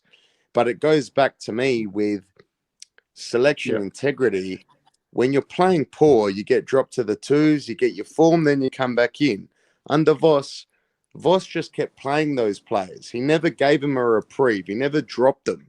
So they would continue to play shit for half a season. And then unless they got injured, they got dropped. So now they're made to earn it and then come back in. So I think it's I don't know. It's a bit of a balancing act with selection, how we went tonight. It was a bad night for Pitto not to be playing because he would have helped with clearances. Older, Riley got muscle. stronger body. Riley, he did. Riley had good moments, but he's a 22-year-old. He got muscled. Meek had his way with him. I don't think it's bad for Riley because I think Riley's going to be a good player in the future, but he needs time to develop. Like, he kicked the goal. They didn't got up have and much about other early. option, really. Yeah, we've got. Did they have any other option? Once Pitnet's not available, who else are you going to play in the ruck? They've got Hock and they've got Reedy, and Reedy you're not going to give a game to. Like Reedy's out injured, so he's playing. He played. But he's no good. No good. He's just average. He's just not. Yeah, and Hudson O'Keefe, not up to it. Yeah, that's why. Like, I don't know what to take out of this game. I'm disappointed maybe because of the margin, but I'm not overly because I can see. Like you say, it's a balancing act. You know, we got to see who we've got for the end of the season, who we're going to play next year, and then we're trying to keep all of us happy. And we all want to make finals. We don't want to get knocked out early. We want to go on a late run. But I don't know how you're going to find out if they're going to make big decisions this year, and maybe this is part of it. You know what I mean? But with these young kids, these young kids, we keep saying we want to see who we got. Like who's going to be there at the end of the year, and that's fair enough, right? And Hollands has had 2 years there, so we know what we're going to get out of him. We'll work it out at the end of the year. But these young kids saying, "Oh, we'll play him and see what we got." But if you can't even play well in the reserves, like we already know what we got. If you can't even play well in the reserves, we know what we've got. You know what I mean? I don't know. I'm not looking at tonight's game too deeply. One thing it showed me is we just haven't got those big men, those players like what Hawthorn have got. We just haven't got those weathered men, that can, like a Cripper and all those men. That we've got a lot of boys in our club, just boys. You know what I mean? That do okay, and then when things get a little bit hard. What do we expect from them? Like, what do we expect from Ison in this condition? What do we expect from Byrne? Like these kids have played like 10 games. What do we expect from them? You know what I mean? So we're years away from being where Hawthorn is. Let's be serious. We've had a good 7 weeks, but how far are we? Seriously? But I'm not going to take too much into tonight because I'm still, that weather is still freaking me out. Oh, how horrible. bad that was. Horrible, yeah. Well, When does that it was bad. when does it become a time like, and I know it cleared up, right? But the first half, I thought my TV was broken because of the, you know. It was. I was like, did someone break my TV? Did someone hit my I've never TV? seen it Because rain it's for like an hour like that. Never. Like just continuous rain. When does it? Terrible conditions, but it's amazing Crazy. how often we mention the conditions when we're on the losing end. Hawthorn had to play in exactly the same weather. Yeah. And they were just far more professional in the way they went about it. There's Usually, what nothing I'm they had saying back. is yes, I usually in the agree wet, we're with you, better. but the difference is that what I said before, I believe, what I said before is things had to go right for us to be. We know Hawthorn's a better side. We know their condition. We know they're strong men. They've played in finals. They got experience. So for us to win, the weather didn't help us. Okay, It can I had ask to you be a question? perfect Can I ask you condition. a question? If it wasn't raining tonight, Yeah. do you think the score would have been any different? I don't know if it would have been I different, believe but so. we wouldn't have played the 100%. same. I don't think we I would have think- played the same. I think now with We're a how dry we're weather playing, side, aren't we? we're actually better if it's drier, which is Yeah. I scary think so. because before when it rained, I was like, shit, we might have a chance to win because our skills weren't there. But now I'm like, fuck, I hope it actually dries because we take it on through the middle, we overlap. Yes. Tonight, the rain was fucking pouring for the first half. The second half, it changed. Our boys just couldn't adjust. Our forward line Exactly. wasn't Too getting tired. forward. They weren't getting We kept forward. trying They to do the same game after half time, Yeah. just kept kicking it along. just didn't work. Where Hawthorn adapted to it, they started playing like what Mark Can I was saying. I just want to say, like, I'll say this. Like, I was saying to someone at the function, Eddie Maguire a few years ago said we should put a roof on the MCG. Now, people can start laughing, right? But we've got one stadium that's got a roof on it. They want to build another stadium that's got a roof on it. So what?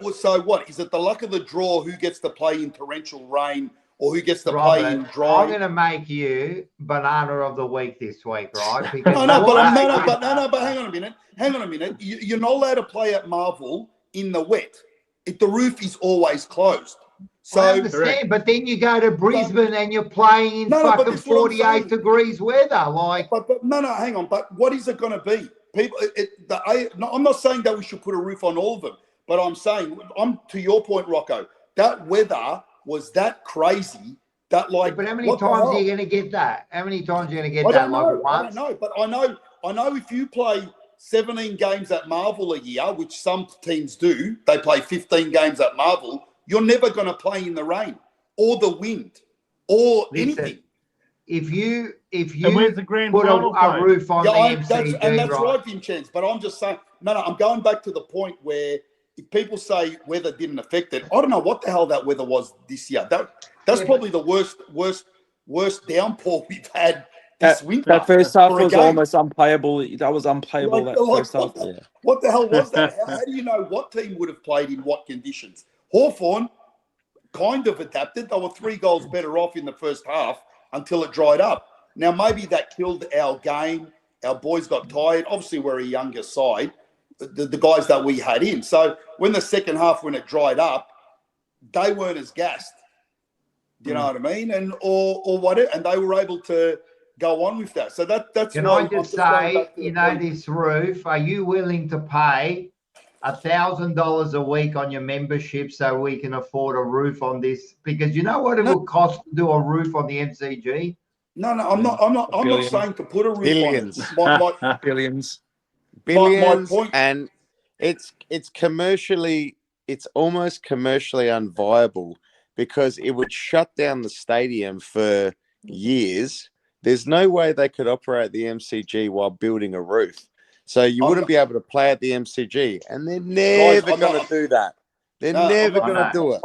My point goes back to talking about how bad the weather was in the first half. It was we bad. Did that, and it caught us. Now, were we ready to come out and play? That style we've been playing for 7 weeks, obviously you couldn't play that in that weather. No. You just couldn't play that. Good sides adapt. And And we what didn't. happens in the grand We didn't. final if it's that Yeah. weather? The best side's going to adapt. And we didn't. No, we're not good enough to adapt. A lot of factors went into the fact that this game happened the way it was, and it made us look, I think, worse than what we are or way we're at. I agree. Do you know what though? We've played other wet games in the last 7 weeks, and we've played the conditions better. So tonight we were just outclassed by a better team. We got taught a lesson tonight. Their forwards got front and center. Our forwards wanted to hang behind and get the ball out the back. It didn't work. Their ruckman muscled it and got it forward. Our ruckman got beaten. We were trying to do things that it just didn't work. And you know what? For a side that fucking has been smashed this year and playing a top 3 side, we got taught a lesson, but that's good for us. Like, that's good. That's good. You know, like we can't expect that we've all gotten on this fucking wagon that we're never going to lose again. We're here because of what's happened this year, because we're still an average side. So the fact that we lost tonight, everyone was predicting it. I think the biggest disappointment for everyone is we got belted. We didn't want to get belted in a wet weather game. No. We wanted to look. We could have taken a loss, but not a fucking 11-goal loss. Yeah, that's where it was disappointing. Agree. You're forgetting about the X factor that Hawthorn had that made them win by so much tonight. Oh, the referees. No. No, they were wearing the NAIDOC week jumpers. Oh, they were too. They were wearing because of course 2 weeks of Doug Nichols round is not enough, so we've got to have another week of wearing jumpers like that again, and they wore it and we didn't, so we got punished by the gods. So we didn't adjust. We didn't adjust multiple ways. I said it before. It felt like round 22 in 2024, the exact same game, just a replication when they took the piss out of us in the wet as well. They're just clean. Yeah. Just a clean football team. We don't typically match up well against them. Even when they were dog shit, we still always let them in the game. They're just, I don't know. They're a team. They're very arrogant. They just fucking own us. They got good players. They're good. They're fucking good. Like Will Day. If you look at the ledger between Carlton and Hawthorn over the last 50 years, they kill us.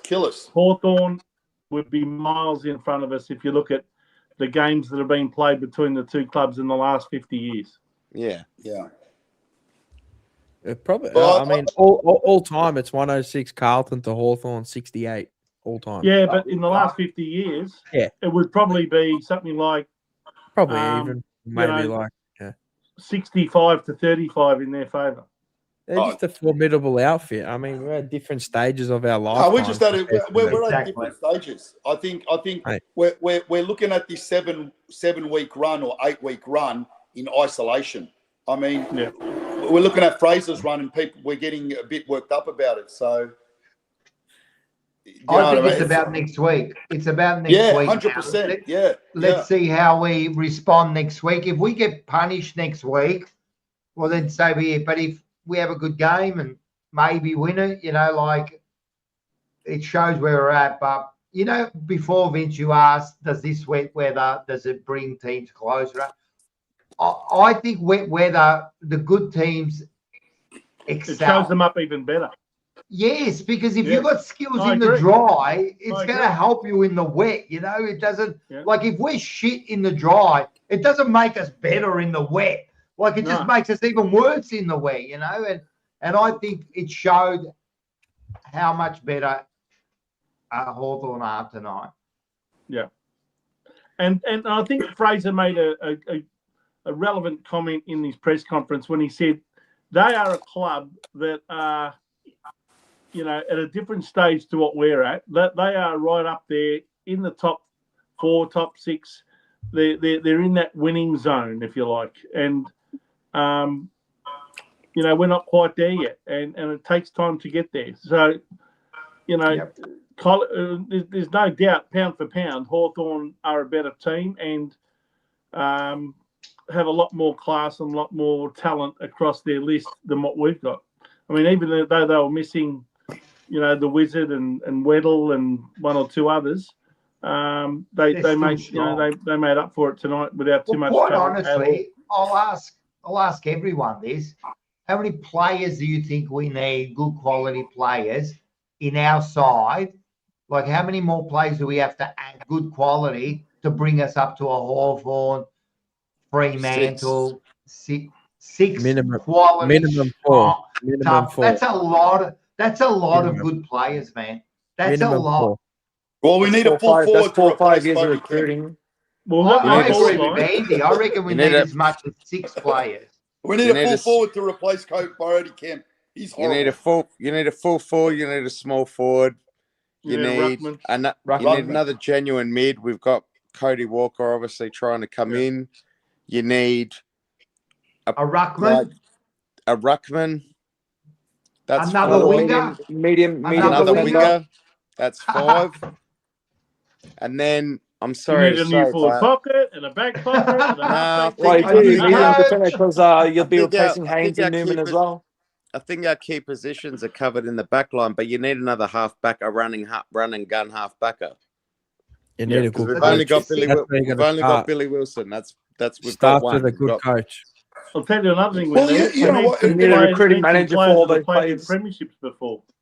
It'll be a test for Josh Fraser next week. Him and the coaching group. If they're let's see what he's going to do, what changes. This is a test for him as well. Yep. If he wants the job, he's got Collingwood next week. That's right. There's obviously a few changes need to happen if you're going to beat Collingwood after this week. He's saying he doesn't want it. He doesn't want it. But he's just saying though. Try not He to can keep distract the saying it. team. But if Try he not keeps to saying distract it, the team. Okay, but You if know he what? said it, if he said that a few weeks ago, he wants the job, and then we cop a loss like this, everyone turns on him again. Yeah. he's I smart. reckon it's a smart But- move by him. Just but keep it quiet. Has anyone ever thought that he legit doesn't want the job? Because coaching this club is probably Essendon and Carlton is probably one of the biggest assignments ever. 100%. You can never, unless you go out and win the flag in your first year, you're never going to be. It's never freaking complimentary to you. Well, David Parker. Why did it. wouldn't you want to coach Carlton? Like, why wouldn't you? Because it's so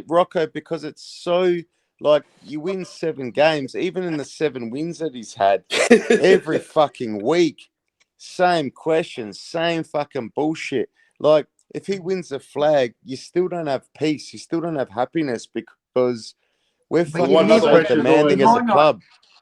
You might not get another chance. I think he would. I think Josh it's a thing Fraser's called play. expectation, and it goes with coaching a club like ours. And, Yeah. and I'll tell you right now, I've already seen on social media tonight people making ridiculous comments like, Turning. "Oh, is everyone happy now? The bubble is Yeah. burst. Can we get Yeah, over yeah. Josh Fraser? He's not good enough. We need to look at someone else." Are you fucking kidding me? The guy's coached 7 wins in a row.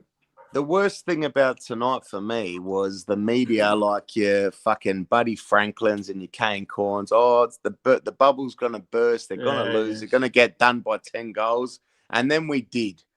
And it's like, yeah, if he was like to be put up in shining lights, it was like, don't get beaten by the 11 goals. Get beaten, but don't get beaten by that much. So now they're going to look at next week, and next week's going to be heightened again. And it's the age-old saying with our club, when there's expectation, legit expectation, we crumble. And even if we lose to Collingwood next week, then who have we got? We got Gold Coast, we got fucking Western Bulldogs, we got St Kilda. They're all teams that are hovering around us or above. We've got one of the toughest straws to get running home. But they're teams under our form that we technically can beat. So how they're going to judge us is, can we beat Hawthorn? No. Can we beat Collingwood? Collingwood aren't that great. We almost beat them the first time this year. Like we should beat Collingwood. We got no Pito now. We got a fucking 22-year-old ruckman. If it's dry, he should get the hit outs over Cameron, and we should technically win the game. But they've always got a way to beat us. So if we win next week, does the media landscape change and say, nah, this guy's the real deal? They just want a story. They just They'll want to change, fucking and then score. they'll change the week after. Then they'll change the week after. You know what again. I mean? So that's when you're a guy that's like in the position, you're an interim coach, and you're like, I want to be a head coach, and they're going, do you want to coach Carlton? Do you want to coach Carlton? He's probably saying, do I want to? Because any move I make, whether good or bad, I'm always bad. It's always bad. It's never fucking good. Okay, but what's happened tonight now presents the club with a really good opportunity to see how Josh Fraser handles the week after a defeat and how he can get the. I mean, so far it's been a win after a win after a win after a win. There's been smooth sailing, but now we've had a loss. It's a different landscape this week. So I agree. Let's see how he handles things. Yeah, but hang on. The other thing is, what about if Davies and Wright turn around and say, no, you're not going to bring in Akers. You're not going to bring in Williams. We want you to bring in this kid and that kid instead. And for Hewitt, we want you to try this bloke. That's fine. That's fine. If you're going to ride roughshod over me in that way, then do not judge me as a coach. Correct. Based on the results of these next few weeks. If you're going to tell me who I can and can't play because of your, whatever it is. Because no one at Carlton's come out. No one trying to get draft picks to get Cody Walker or something. Well, then don't judge me. No one at Carlton has come out and said, "Yep, we're going for the finals." I haven't heard that yet. All I keep hearing is 1 week at a time. That's what I've been hearing. They said that at the start of the year. No. But hang on. At the moment, ever since Fraser got the job, it's 1 week at a time. There's no, we're dying to make the finals, top 8, top 10, top. I haven't heard none of that. But they haven't earned the right. Before tonight, if we arrived at 8 wins and 8 losses by way of 1 win, then 1 loss, then a win, then a loss, then another loss, then another win, then another win.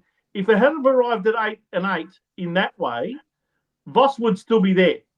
And they'd still be saying, we still want to make finals. Because that's what they said at the start of the year. With the top 10, we believe we can contend to make the top 10. That's what Graham Wright said. So why should it be any different now that we're 8 and 8? But have you heard that? Have you heard that at the moment? No, but it should be no different. Why should it change? I know, it's 8 and 8. But it has changed. It has changed. If you are at 8 wins and 8 losses after 16 rounds, you should still be talking like a club who wants to make the finals. Because the coach is gone. The coach is gone. That's why. They had to sack him because of how poor they were doing. They would not even be in anywhere near this position if it wasn't for Josh Fraser's ability to unite this team and to get them to play in a way which has won seven games of football in succession. That in itself is an enormous achievement, even for any other full-time coach. That's answering your question. You're asking why haven't they spoken about finals? Because they haven't earned the right. They sacked the coach. They sacked the coach before the midway mark. So they haven't earned the right to start talking about finals because they're like, fuck, guys, we're just trying to hold the fucking place together. So why the fuck are we going to start talking like we're going to play finals in a couple of weeks when our senior coach is gone, our head of list management is gone? We're just trying to play. And don't worry about finals. If we make finals, great. But we're not going to start coming out and say, oh, we're going to be top 4, because why the fuck would they? And I respect that. They're not going to start coming out every week and going, nah, we've reevaluated our season. We're going to fucking go for fucking what's the stupid thing called? Wild card. Wild card. They're not going to even entertain that because it's like, look at where our club was. We had 1 win. We had 1 win after 10 fucking games. We sacked our coach. Nick Austin's gone. You want us to start fucking saying we're putting ourselves in fucking bright lights. We're going to make wild card. Why the fuck would they do that? And I'm happy that they're not doing that, because every week that they ask him, oh, what's your aspirations? Our aspirations, I'm going to come out next week. I'm going to try to win the game. And then after that, the next week I'm going to refocus and try to win that game. And if you want me to say, I'm going to fucking put my name in my stake in the sand and say, we're going to win a fucking finals game, go fuck yourself. Yeah. Why do I have I to think that's appease the public? Yeah, I Why? don't I think that disagree was with that. I Fraser's. don't disagree with that, but the problem is that these guys never get held to account. The CEOs of the world and the presidents and the director of football, they never do. But they're quite happy to put the expectation on someone that they're going to sack if they don't do it. Right? Yeah, but what is Josh Fraser's expectation? What are we expecting from Josh Fraser? Nothing. To win every Nothing. game? Not at all. I mean, my social media, a couple of people are messaging me. Oh, yeah, see, you do. Mate, relax. He won 7 in a row. What, you're not going to lose one? What, you're going to... Fremantle lost. Hawthorn was down by 90 points last week. Yeah. In Tasmania, where they never lose. Yeah. Like, what do you want this guy to win? That's why, like, to judge Josh Fraser, or is he or isn't he the man? Mate, I don't know, man. Like, we beat some good teams. We beat some average teams, but we won 7 in a row. Now we've lost to one of the top 4 sides. Like, I'd be worried if we were losing to bottom 5 sides every week. Rocco Moro's made a comment that I reckon is very appropriate. Now, Mars, I think you should take your cap off. It's the fucking best, man. Come on. Look at this. Look at this fucking convention here. And we've got Chris Judd here just to look over us. Look what the Cubs done to us. Look what the Cubs done to us. With the fingernails. We've got an excuse, boys. We support the Carlton Football Club. That's why we've got no fucking hair. I lost my hair. I lost my hair 30 years ago after we won the flag, and we've never won another flag. So I just fell out of it. Yeah, it's a fair point, but yeah, there's no expectation on Josh Fraser. I would have thought. I think he's done it well. I think he's done it well the way he's been saying, like, yeah, we're just worried about next week. I mean, that's all he can do, man. He's a caretaker coach. What's he going to say? Like, what's he going to say? Rocco, the club also is being very smart too, because what they're saying when they're asked about why aren't you considering Josh Fraser, the club can't actually assess him or even make him part of the process until such time as he individually comes out and says, yes, I feel I'm ready. Yes, I'd like to put my hand up. Because no club is going to appoint someone who already is telling the world, I don't feel I'm ready yet. Exactly. Because then if it goes pear-shaped, everyone's going to turn around and go, but he wasn't ready. Why did you take him? You know, like he told you he wasn't ready. Yeah. Plus, we want to see a premiership. We will never be happy. We will be upset at every decision, every move until we get that final premiership. And look, and so we should be. And so we should be. We've been punished for like 30 years now. So we should be. We should be upset and not happy with any of this. You know what I mean? But he's trying to alleviate as much pressure on the players that was already existing prior to Voss going. And he's done it well. And it just so happened that they went on a fucking tear. They won 7 in a row, and he's like, fucking hell, mate. Like, you know, he probably wasn't expecting it. Andy, think of things this way. They have already said that they've produced apparently a shortlist, and they're all untried coaches. There's no John Longmires, there's no Ken Hinckley's, there's no Adam Simpsons in there.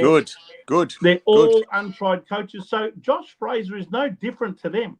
He's an assistant coach, but the beauty of Josh Fraser is that he's now got 7 senior games, actually 8 after tonight, 8 senior games of football under his belt. The others have not got that. Whether they're Hayden Skipworth or Corey Enright or what's his name, Kelly, all of the others, none of them have actually coached a senior game of football yet. No one wants to hear what he's actually saying. And again, I don't know what he's fucking thinking. He's being very diplomatic. He's being very concise in not putting pressure on the playing group that's already existing. There was already pressure to release a pressure valve. But I agree. I'll put it to the media, and I'll put it to all you boys. sometimes you've just got to listen to what a fucking bloke's saying. Maybe he just doesn't want to coach the Carlton Football Club. Maybe You he's know? waiting. Maybe he's waiting until the 14 games that he's been asked to coach has all been completed, because it's a body of work that so far until tonight he was halfway through it. 7 out of the 14 games, and they were all 7 wins. Now the next 7, he would want to see at least, 4. I reckon 4 wins at least out of those last 7. I'll put a question to all of you, right? Otherwise, it's going to look a little bit ordinary towards the tail end of it if he doesn't achieve a few wins on the way home. Yeah, but Vince, four wins with which players against which top 8 teams we're going to play? He's got a hard run, yeah. Like I know, but if he loses the next 7, don't you think that sort of, well, loses the next 7 playing. Hang on a minute. The shine off the first 7 weeks, doesn't it? Losing the next 7 playing who? Playing who? The next 7? What players? Yeah, playing who? Now we're going to have to make some changes. Obviously now he's going to make some changes. Obviously, you still haven't got Wiedering for another couple of weeks at least. Okay. You haven't got... Expect you're going to beat Fremantle without you haven't got Wiedering George Hewitt. and George Hewitt.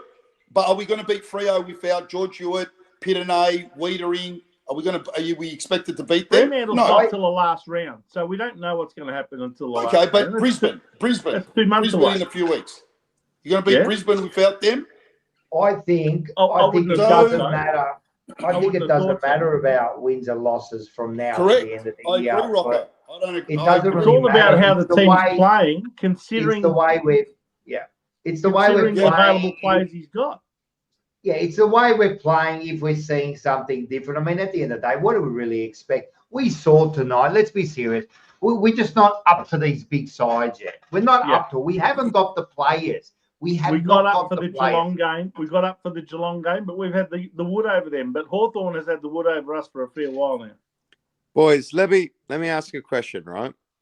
If you were Fraser, if you could coach a club, but the only choice was a Big 4 Melbourne club or anyone else, would you take the Big 4? So I'm talking Richmond, Collingwood, Essendon, Carlton, or there was another available job that you could take. And I'm talking St Kilda, North Melbourne, Western Bulldogs, Melbourne. Like, which one would you take? I reckon there's less pressure. There's pressure in every job. Don't get me wrong, right? It's a hard fucking gig being an AFL coach. Something that none of us will ever understand.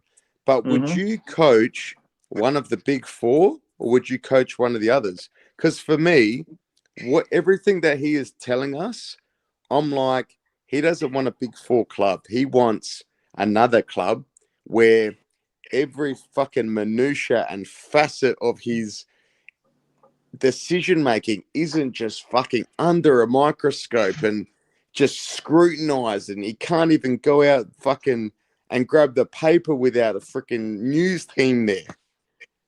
That's what I'm hearing from him. You make a good point, and I mean, we won't know. We would never know. Like, only these people that are in it would understand the pressure of coaching a Carlton or a Collingwood would be, But then you go to a team like North Melbourne, right? And maybe, a St Kilda, and you're probably thinking, well, I haven't got the resources and I'm probably never going to win anything there. So you've got to weigh it up. But the other thing is, I think Thing said this here. I'd rather take North Melbourne's list over ours, far out. Well, maybe, but then, what have they done? But maybe, I don't know, maybe. If Josh said now that he wants to coach, can you imagine the circus? He's not going to say it. Can you imagine he says, I want to coach now? Can you? He's already getting asked every week. Imagine what he'll be under. I don't think he'll put up his hand until literally the last week. Yeah, I think he is in the coaching process, and Graham Wright got him out of his contract at Collingwood for a reason. So, and he, and look, some I think other things to that contract as well, why he came over as well. So I'm telling you right now, he is in the coaching process. Even if he doesn't get the head coach role, he'll be an assistant coach for us 100%. next year anyway. So. Yeah, that's right. Do you reckon, Mars, really sorry.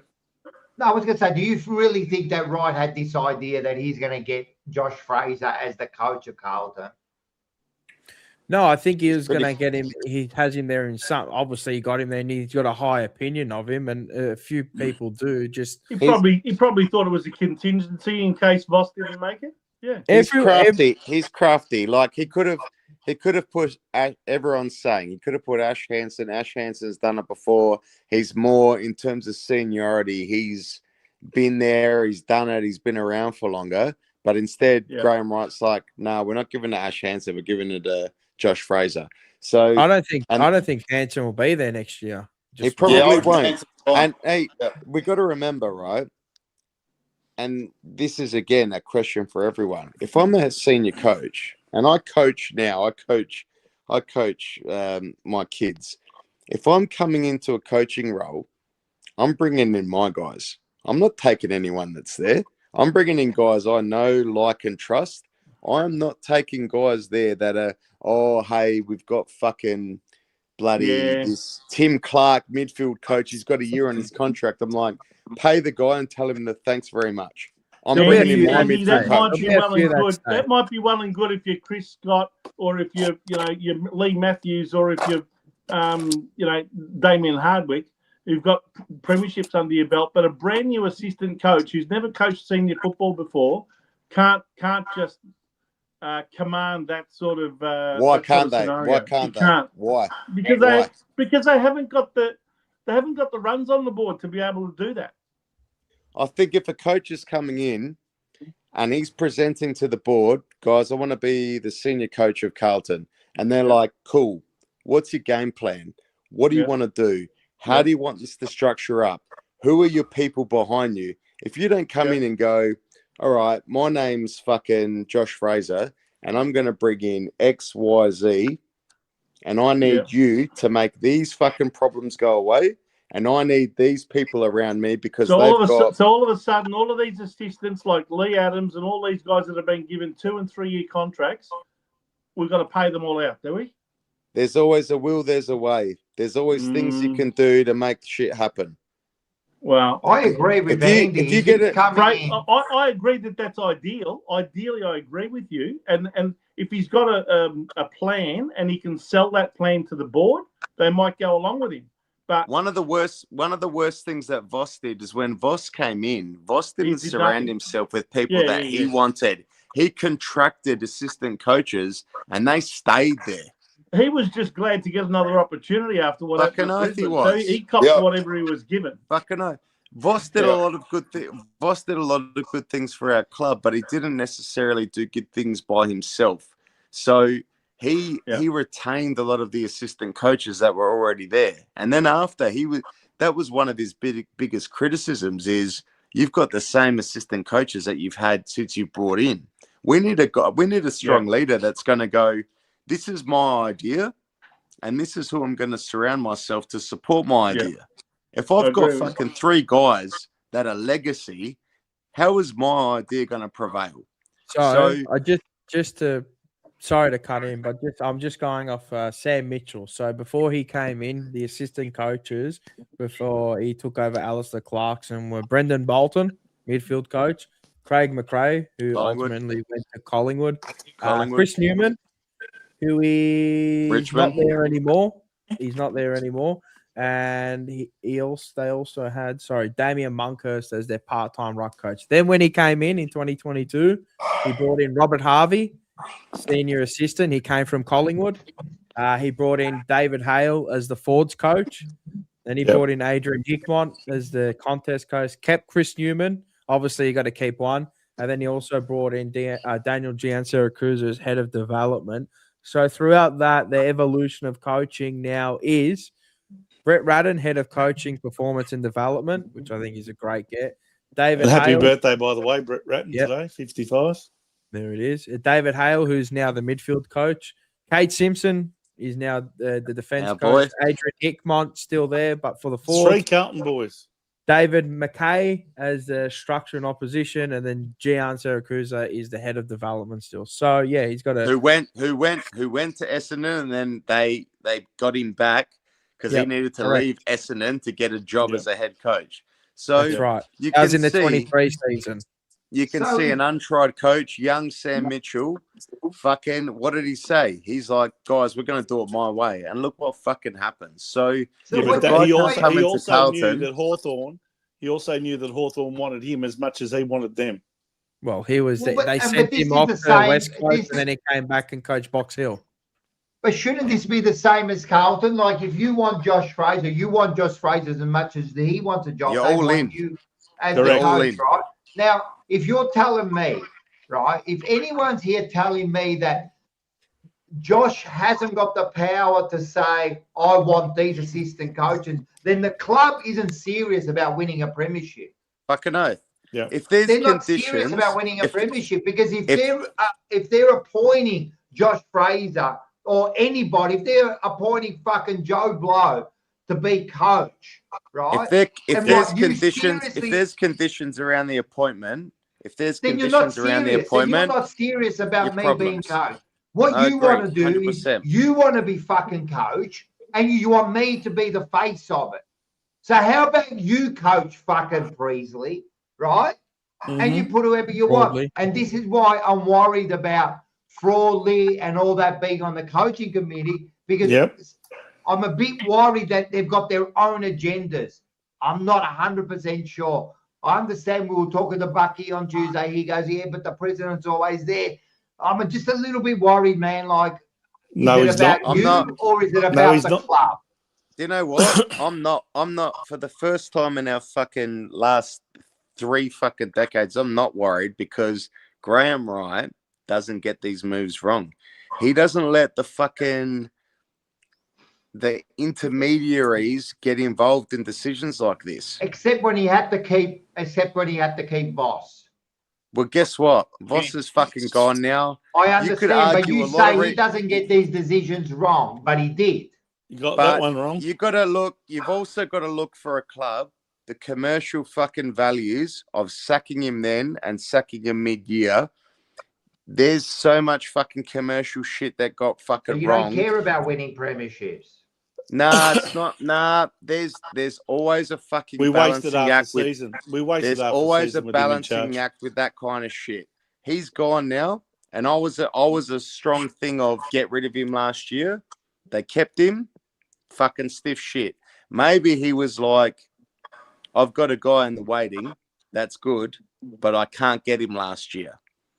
I've got a very strong feeling. I've got a very strong feeling that he's gonna nail this position. I don't think He's going to it's get the Craig last- McRae now. At what cost? But at what cost? At what cost for what though? Losing a top 3 forward, losing a ready-made ruckman that we made him. So we turned a pick 30 into something half decent. Maybe TDK, the money he would have gone anyway. All right, Turner whatever. We and get a You never know. If compensation. you had sold him the vision on a brand new coach with a brand new maybe. team, he might have stayed. Kerno Kerno and Silvani, Silvani. Yep. right? All right, we got something for Corey Durden back. We got Ben Ainsworth, so great trade, fantastic. But at Kerno what wouldn't cost? have left. Now I we're don't think- now we're on I our don't think- knees looking for a full forward because the one that we're paying at the moment is no good. 1.2 million for Harry Mackay, and he can't fire. And we're using him as a utility ruckman, which is embarrassing. We've got a guy that's kicked out most goals this year, which is Mitch McGovern, who was basically He was delisted. we didn't release his trigger clause because we held him back because we didn't want to release his trigger clause of 18 games, whatever it is. But he's our best forward, which is a backman, which is embarrassing. We've got But Brody. this is all list decisions, right? I So understand that, is but this that great- was but that- is this that was great- that- but is this all Graham Wright's fault or is this a Michael Voss legacy fault? This is Graham Wright's he who come shall in not and- be named. But Graham Wright's coming in to try to I fix all this understand. shit. I So understand. so there's shit that gets passed on. Graham Wright couldn't fix I all those issues. understand. I reckon those guys were done before Graham Wright got there. No, they were done. There's a couple more that were done that stayed. I'll tell you that for free. I But you know can't get- from the But grapevine, Mars, from you their mouth. can't fucking get rid of everyone all in one hit. Then we'd be in more disarray. I'm telling you, he can't. He couldn't coach. He couldn't coach. We got someone that can coach now. We waited 9 games. Yeah, no, but I'm saying let's focus in what we're talking. We're talking about Graham Wright's decision making. Graham Wright, Yeah, I know. He got it absolutely wrong at the end of the year. He's trying to steady the storm. I'm saying he's going to make a better decision than we've had made in the last 20 fucking years. He'll probably get more right than wrong, pardon the pun. But the decision to keep he who shall not be named was wrong last year. He put our club in complete disarray. He put it in the grave. But what if he made the choice, right, to get rid of Voss, he would have lost God knows how many millions that Voss was still on. And if he bought in a coach that wasn't the right choice, that would put us back again another decade. So but I think the coaches that he is interviewing now with Chris Davies are the ones that were going to be put up at the end of the year last year anyway. Maybe a few names change here and there. We'll never know. We won't know. We won't know. But what I'm saying is we can't criticize it until he makes that choice. We cannot. But he wasn't prepared. He wasn't prepared to throw the position open by getting rid of Voss and saying, righto, whoever's interested, come and apply. He wasn't prepared to do it. When they didn't get the man they wanted, when they headhunted McRae, that's when all of a sudden it was like, okay, fine, we'll keep him on. We'll let him see out his contract, or at least into 2026. Now, I think whoever we get now will be an actual shopped that coach. position around because they couldn't get who they wanted. They ended up leaving him there, and Voss knows it. Voss knew it even then. I mean, they were going after someone who he considers a mate, Craig McRae. I'm sure that if Craig McRae said yes, I'm coming to Carlton, they would have sacked Voss on the spot. Oh yeah, straight away. So, can I say, never going to happen. With all those decisions, though, like I'm still But they shocked. asked him, Andy. They went and asked him. They shopped it around, mate. I'm telling you, they shopped it around. Until I'm in the room, boys. Who fucking knows? Everyone can say it until I'm in the room. No, smoke. What do you mean? Where He's there's out smoke, there, there's Andy. fire. They did approach. Where there's smoke, there's fire, boys. But all I'm saying is none of us fucking know 100%. So we can drive ourselves nuts on all this fucking gossip and bullshit. At the end of the day, he's coaching at Collingwood. We kept Voss. Fucking, what do we want to do? It's not about the coaching, and it's not about McRae. I don't give a fuck about Magpie Army Chronicles in the thing. No one cares about his shit club. No one cares except for the toothless supporters there. What we're saying is the move to go and ask someone else. Right? That was the problem. I don't care if it was Jesus. That tells you that they knew that Voss wasn't there. He had no faith in Voss, and they decided to keep him. And now we've got another year wasted. Yes, right. Another year wasted. And we lost Curnow. And we lost Curnow. And we lost Curnow on top. That was the collateral damage by retaining Voss. That was the collateral damage. Do you think Surfer Boy would have stayed if Voss went? Yeah, he would have stayed. He would have stayed. Yep. Yeah. You don't know 100%, but he couldn't stand him. He couldn't stand him. You know what else he couldn't stand? Being in the Melbourne bubble, being pressure. Well, he for could a fucking before. big fucking Melbourne club. Not being in the waves for fucking 8 hours. I tell you what, he could handle it when we were fucking making fucking breathing. When we were winning, then he was happy. He was loving now the he's golden not boy. happy when he was losing because he's a big fucking sook. Then he's a golden boy. You know what I mean? No, but we did that as a club. As fans, we did that, and because he's got a special talent. Like he's a gun player. Like you do that, you gravitate. I always say I don't love these players. It's the whole conforming to a player rather than the player conforming to the role. I've got a big part of me that's like, as good as Charlie Curnow is, I almost want players that are like him out of the club because they resonate a fucking terrible thing about, it's all too hard, I'm going to give up. I want fucking blokes like Hayward that come in, Ben Ainsworth, that'll fucking fight you till they're fucking dead. They had no to play. choice. They didn't have a choice. Their clubs told them that you're going to Carlton. Like, Yeah, no, but they play Foreign, like that you're off the wherever they list. go. like, yeah, they were. We're Yeah, but gonna imagine go- like players see like Hayward Haywood in and the first Ainsworth 9 with games? Charlie Kerno. The first Hayward's first 9 games were fucking dreadful. Yeah, but look who they were under. Look where He they were who shall playing. not be named. This is what I mean. He's not a coach. He's one of the Yeah, worst but- coaches I've but ever I'm not- seen in my life. I'm not a guys, coach. I'm not Yeah. a vouch for. I'm not a vouch for M Boss. I fucking No, thought I he know was that. But terrible. what I'm saying is, it just, mate, the fuck. He could set go us on for back. hours. It killed but us. It killed us. It killed right us. now, you're getting. There's something fresh about it. You're finally getting a coach that is telling you not what you want to hear, but he's educating you. When he Yeah, for speaks, sure. you learn. You're not For getting sure. put into a fucking word salad of a coma. Like, bro, what are you saying? Like, it's moment.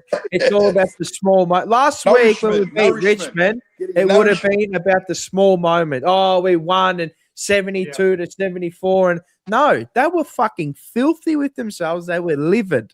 You see him after that game, and I know for an actual fact that Josh Fraser, he was absolutely filthy on him last week. The performance they put in was absolutely dog Yeah. shit. And I'm going to tell you right now that this week, he will not, he'd be filthy. He'd be filthy all week about that. Yeah, there's a golfing class, but the way they just, I don't know, they just put up their feet in that third quarter and the fourth quarter. He'd be rope. When the game's there to be won tonight, we weren't there. We didn't show up. We didn't want it. We weren't up for the contest. Be very interesting to see tomorrow. But he who knows. plays well in the who plays well in the VFL game against Box Hill Hawks. There'll be spots up for grab tomorrow for sure. No doubt. But he's also not naive to think where our club is at the moment is where it needs a lot of work. It needs a lot of love. The list is going to need a lot of love. As you can make this, what is it, 15 players out of contract. There'll probably be 10 players gone at the end of the year or turned over. You'd be There's absolutely 20 naive not to think that. There's 20 out of contract. There you go. So- 20 out of contract. I mean, There's half of gonna them be- won't be- There's going to Yeah. be more than 10 that. Than Nah, 10 leave. no way. You don't make that many changes. There won't be that. I How- reckon there'll be 6 or 7 tops. Nah, no way. More. At the end of the year? Well, It'll be more. how? At the end of the year? What, you're going to get rid of Monahan. 15 players and try and find I 15 guarantee players? you No there will way. be 12 players gone at the end of 12? this year. Wow. Yes. And Guarantee 10 you. easily. Oh, When's this that one. happen? Actually, sorry, before. This is my favorite quote of all time from He Who Shall Not Be Named. I left the club better than I inherited it. Yeah, no worries, bro. You left it in a grave.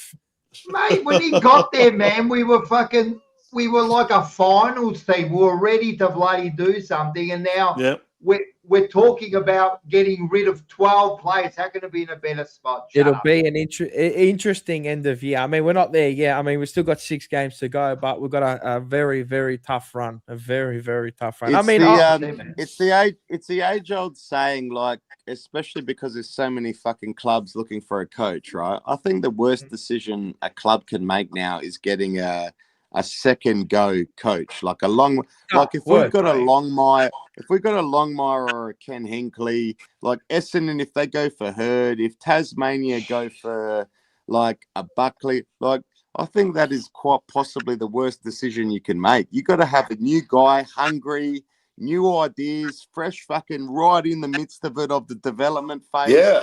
That's the way agree. forward. Every fucking club that's winning flags is getting coaches like that. Every club that's going, oh, I'm going to give this guy Mick Malthouse a go. I think he's pretty good. He's coached a lot. Where do they fucking go? They go downhill quick. So A painter doesn't change his brush strokes. I don't care what anybody says. You paint. That's You it. learn to paint one way, and you're always going to paint that way. And that's you it. can put Jesus Christ, Mahatma Gandhi, Buddha, whoever around them. I'm telling you, you will not change the way you think about the Give game. me another one, man. Give me one more. I think Muhammad. I think Enzo's correct here. What he meant was you misunderstood, Voss. He said it's better now since I left. That's what he meant. It is. It's better now since I left. Than when he left. Right. Yeah. Yeah. I mean, we got a Well, lot it's of only work to improved do. because he's gone. That's what he's saying. That's what I think he meant. It's better now that I'm gone. I don't like harping on the past because I've got minimal hair and it's making me lose the hair I've got left. But I always think You're gonna be you're gonna have alopecia soon then. mate, it's fucking not far away. But I'm like, if we had not gone down that road and we had got a somewhat of a McRae, McRae or a new, like, what could he have done without? Could we have won one in 23? Could we have won one? I don't mind a coach that's won now, and if you were to get him now, like, I don't mind that. Like, if he's already won at a club and he's playing a modern style of footy, which is the meta, where you need to move the ball at all costs, I don't mind that. But if you're getting a Longmire where he started getting phased out, Ken Hinkley started getting phased out, it just doesn't work for those coaches. It'll come back to those coaches, but they're just not it at the moment. You just need a coach that will just – it's basically everything is caution to the wind now. I always say you got to play the meta to win the games of footy. If you don't play the meta, you will not win games of footy. You can't play contestant brand. We're not Brisbane Lions where we can dictate the tempo with foot skills and, you know, the handballing chains when you want to go and then hitting targets here and there. We just don't have that. So we need pace on the ball, and it helps us play a freer game. Tonight, no good. We just couldn't get going in the wet. Simple as that. Our wheels were spinning. It's amazing what communication does with young men as well. Like the backwards fucking trivia that Michael Voss seemed to have. All the new coaches, they know how to speak with young men a lot better. They're a bit more subtle. They're a bit more softer. Young people don't like copping sprays every fucking second conversation. So, you know, like that type of coaching doesn't work anymore. Their minds switch off. You start spraying them. If you're demonstrative, they turn off. So you got to be able to fucking give them a pat on the ass even when they're fucking up, because that gets more of a response than a fucking berating. If you berate every player on your list every time you come out and fucking train and coach, they don't give you what you want. So it's a different day than when we were younger. Those days are over. So you've got to have a coach that knows how to relate to the younger generation. And I think the Vosses of the world, the Brad Scotts of the world, those guys like Longmires, they're done. They're done. Yeah, they're done. They're done, man. I've got a business. I've got all younger people. It's, mate, you just got to work with what you've got and what they respond to, and that's the way it is. I mean, you know, everybody comes from different generations, and different things work for different generations. And I totally agree, Andy. I totally agree with that. Hang on, I'm a bit confused, Andy. Are you saying that the Brad Scotts and the Michael Vosses and the John Longmires are done because they did berate their players? Is that what you're trying to suggest? It's not always because of the berating. It's how they communicate. So for me, fucking old school Italian, I'm fucking full on, even when I'm not trying to be full on. So when I fucking start talking, when I start talking, my mannerisms, my facial expressions, I'm just so full on that people like, fuck, relax. And I'm like, oh, I was just saying hello. So these guys, that's very good. Sounds familiar. Guys, they come from backgrounds where, you know, like your Michael Vosses, Lee Matthews, they would have fucking got their ass torn apart from even looking at their coach wrong. So for them to change, it's probably taking them a lot, but there's still things in their mind that sometimes they can't change. It's just inbuilt. So the newer age coaches, they do it without even thinking. That's how they get through. They cut through to the player, and therefore they can communicate, get on their level, and get more what they want from the player, rather than having to develop these long-term relationships and cut through over years and years of trust. A coach could come in like Fraser. You look at him coach. He's calm. He does it effortlessly. Yeah. He might have a fucking word to a player and go, hey, you need to be better there. But he would say it like that, rather than Voss is like, fucking mate, like, what are you doing? Blah, blah, blah. You didn't give me this. Fucking remember that spray with bloody what's his face a couple of years ago? Binns. Jackson Binns. you've got your leadership team who are playing dog shit, and you're fucking going at Bins, raging at him. Do your fucking job. Did he get what he wanted? No, we lost the game. They played shit. Don't forget, Voss's 3 major coaches in his career were Robert Walls for about 5 years when they were still the Brisbane Bears, then John Northey for a couple of years, and he was quite successful with them. And then after, I think, one failed year of Roger Merritt where they finished last, Lee Matthews. And Lee Matthews up until he basically retired. So he's got a lot of the old school type coaches that he's performed It's built under. in. I got a mate of mine that I worked with, and he got drafted to Brisbane in the, let's say, the mid 2000s, high pick. Yeah. Injury prone, but a gun. He was drafted in the class of Patrick Dangerfield. Wow. And his first coach was Michael Voss at Brisbane. And the first thing when Michael Voss got the coaching job at Carlton, he goes, he's no good, Andy. He's no good. Yep. And I'm like, tell me why? Because I think he's done his apprenticeship under Hinkley. He's probably learned a lot. He goes, at Brisbane, he said every line coach would have their players, so midfield group, forward group, defensive group. They'd have their meeting.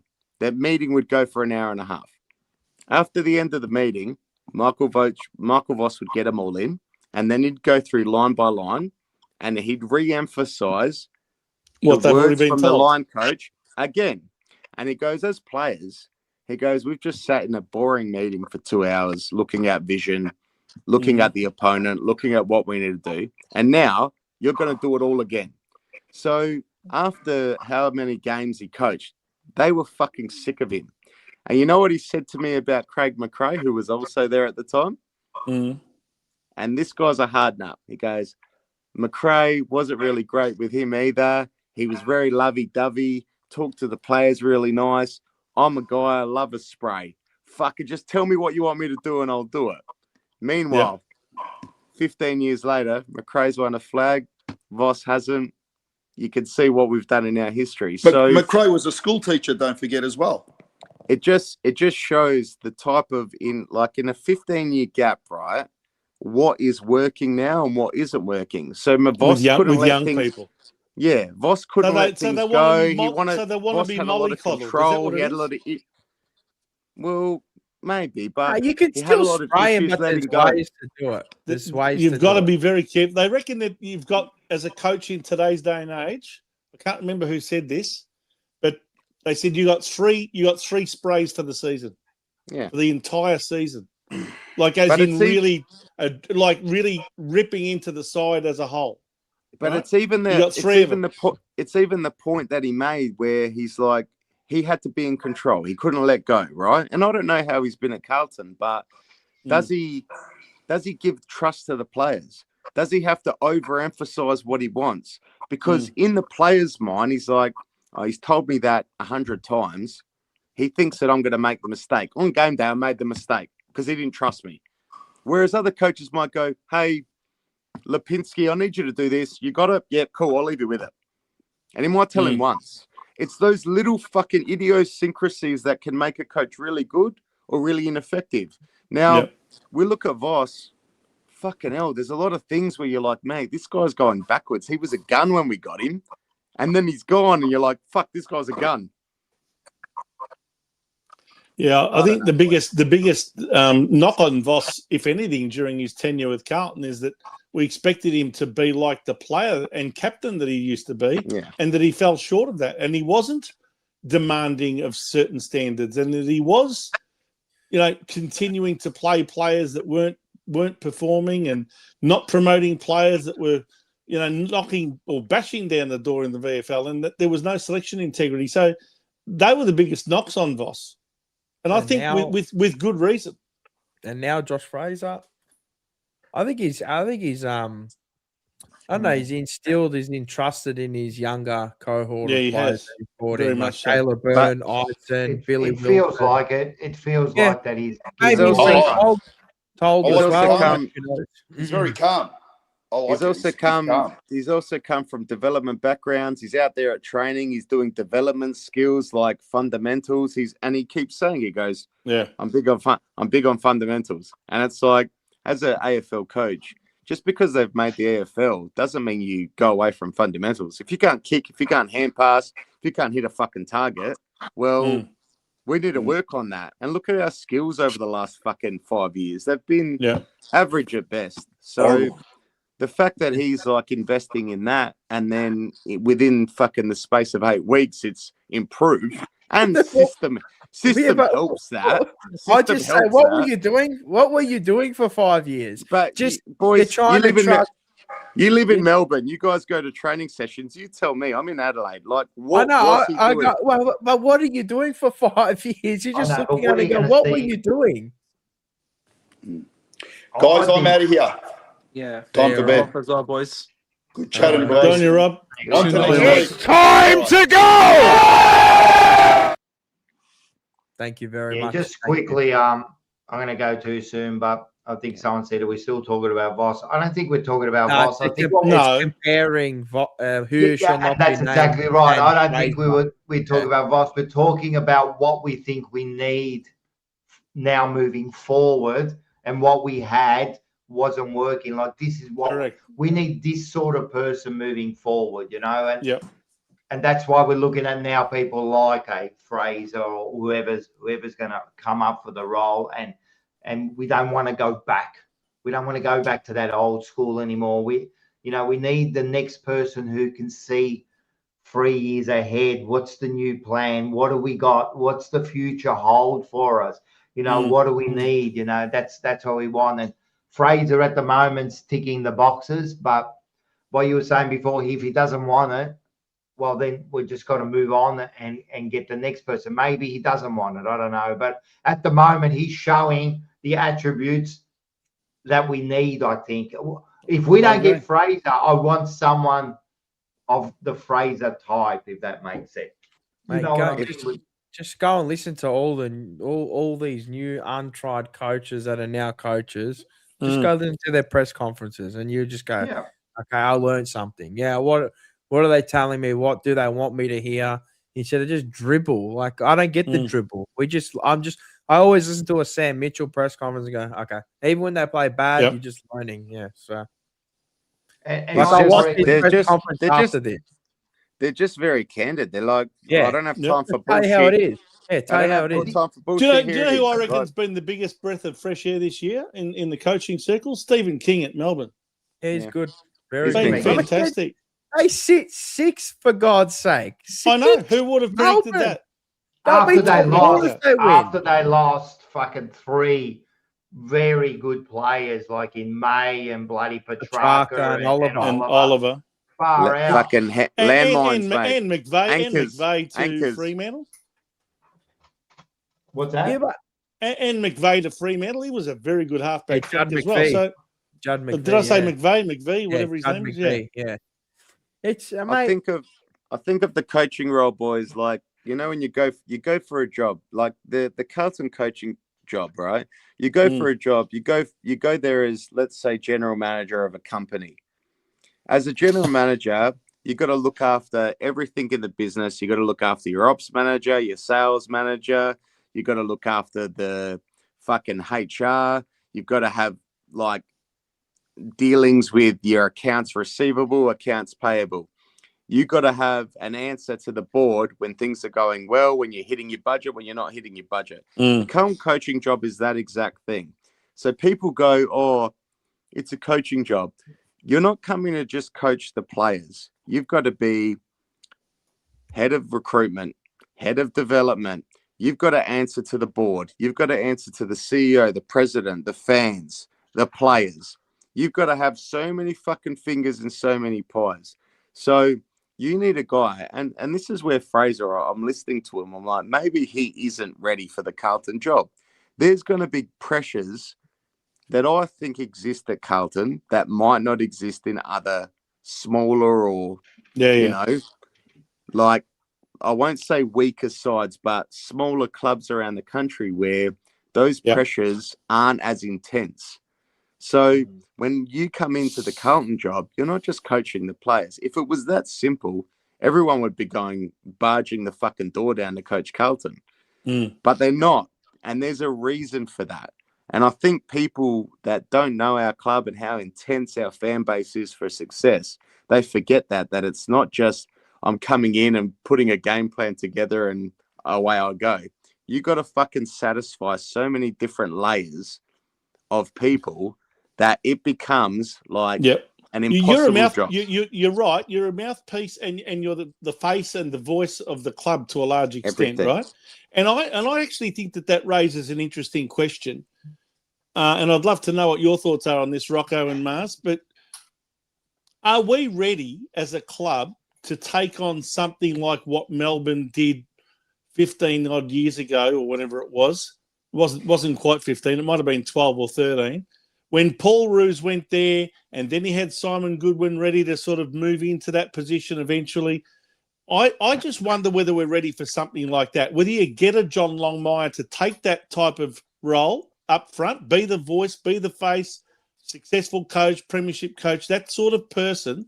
And it doesn't have to necessarily mean exactly him, but he would be a good candidate, I would have thought. And then have someone else underneath him as an assistant that's ready to come in, whether it's a Corey Enright or I forget his first name, Kelly. What's his first name? James. I was going to say Josh. James Kelly. Or one of these types of guys. Or even if it is a Josh Fraser, if he doesn't think he's 100% ready for it yet. Is that something that we could look at? Because it certainly worked at Melbourne, and it got them from being a bottom 4 club. In fact, at the time, I think they were pretty much last. I think they might have only had a couple of wins in their first season or two. I think that's why they but did all that, of a sudden, because they were someone bottomed came out. in. He did his 3 or 4 years. Then he passed the reins down. It's happened at Sydney a couple of times. Roos passed it down to Longmire at Sydney, and now Longmire's passed it down to Dean Cox. It's very seamless transition. And that's probably one of the reasons why Sydney's been such a successful club over the last 20-odd years. I don't like it. Yeah. I don't know. I think the other thing is, of course, we don't have any players just on our telling list that us have got if you do that, premiership experience. If you do that, you're just saying, nah, we're not ready. Well, we're probably not, Rocco. They wanted to do that. But Vince, they wanted to do that with he who shall not be named, and what's his name? And Kingsley. Kingsley, yeah, but Kingsley wasn't that type of person. Yeah, but they wanted to do that. They said, "Yeah, you have the job. You're the coach, but he'll be your assistant." Yeah, but no, sorry, not Kingsley. Voss is not that. I know that, but Voss it's hasn't got the technically the same success. He thing. hasn't got the scores on the board. He's got nothing. I know, but it's technically in a coaching the same sense. thing. It's No, I same disagree. thing. I disagree. Fair enough. But I think coaches now are well equipped to do it themselves. I mean, you don't need someone to hold your hand. And But what? So why did Melbourne go down that path? Because their club was fucked. Yeah, but they put Peter Jackson in as a CEO. That's already a brilliant move because he's a very good CEO. Then they put in. We've got one now. Paul Roos. And they had Simon Goodwin underneath him. And in the end, Simon Goodwin went on to coach a premiership. Now, you can't tell me that whole plan didn't work because it worked a treat. I know, but because it works once. I mean, that's once in a million years, you know. I don't know. Yeah. I don't like it. They were at ground zero. We're not at ground zero. They're on their knees. We're not at ground zero. We're not fucking. We might not be at ground zero, but you can't tell me that we've got a list which is ready to make top 4 or even no. Our list isn't. But there's coaches out there that are ready. They're well equipped to now be head coaches. Like you look at go. I was just gonna say, Mars, if it's anything to go by, you look at what Melbourne's done. They got rid of some stars that they thought, fuck, if we get them, we're gonna bottom out. They got rid of them. They got some good kids in. They promoted the kids and played the kids. Yeah, they have got good players in Fritsch and Gawn and Keziah Pickett and Jacob Van Rooyen. But we've got stars as well. We got Sam Walsh, we got Jagger Smith, we got Harry Dean, we got fucking Ben Ainsworth Hayward. So we haven't got no one. You bring in 3 or 4 good players to balance our team out, all of a sudden we're competitive again. And if you put a good system behind any team that the players buy into, you can all of a sudden rise up the ladder. So Yeah, I don't think that's I fair don't, call. I don't think our team agree. needs to go down the road where we need a mentor coach and a junior development coach to then rise to the rank. I think you need a good coach that's sort of looking 5 moves ahead, like a Sam Mitchell, and we need to just be good at development and get the next few fucking drafts right, and then we'll be fine. Like it doesn't have to be another 15-year rebuild for our club. Like I'm we not just got to suggesting make a smart 15. I'm not moves. suggesting that. We just got to make smart moves. Where do you think we're as a team right now, right? With the players we've got, where are we on the ladder? Like, where are we at 12th, 11th? It's 10th? exactly where we're At the end of the year. All right. At the So end of the the year. question is, what do we need to do to get to? You need a 6 match and 7 you at the need moment. an Let's say top 6 for now, right? Well, what do we need to do to get to top 6 and then top 4? That's what we've got to do. Like, we definitely need a young coach who's going to bring us there. And what are the list have some changes we cattle. need to do? Need a And gun of course, we midfielder. need cattle. So Need what a are those gun list changes midfielder. we need? What's that? Need a gun mid. Simple as that. So a And gun then you need- mid and then and you a need centre forward. an up and coming forward now. You're probably not going to get a ready made forward right now. You need up and coming forward that you can mold now. Exactly. And Maybe a decent like athletic type ruckman, because you need that in with the rules the way they are now. The bullocking type ruckman are just right. So it's what we were saying before. We need 5 or 6 players in the next couple of years. Let's hypothetically say, right. So we've got Jagger Smith. I think he's going to be a good player. We got Harry Dean, very good player. We're going to get Cody Walker, good player. Let's just say we went out tomorrow, not tomorrow. No, I'm not going to say Butters. Bailey. Not tomorrow, but in 2 years' time, we got a Logan Morris, right? He's the one I want. I'd love him at Carlton. How does that make our team look? How does that make it? What if we got Jed Walter in 2 years? I'm just chucking out names. Jed Walter, you get a Jed Walter, and maybe you've got Carroll coming back. I think he's a quality wingman to go onto the wing there. You know what I mean? So, and you're right. You know what I mean? Farrell comes back as well. Farrell comes back.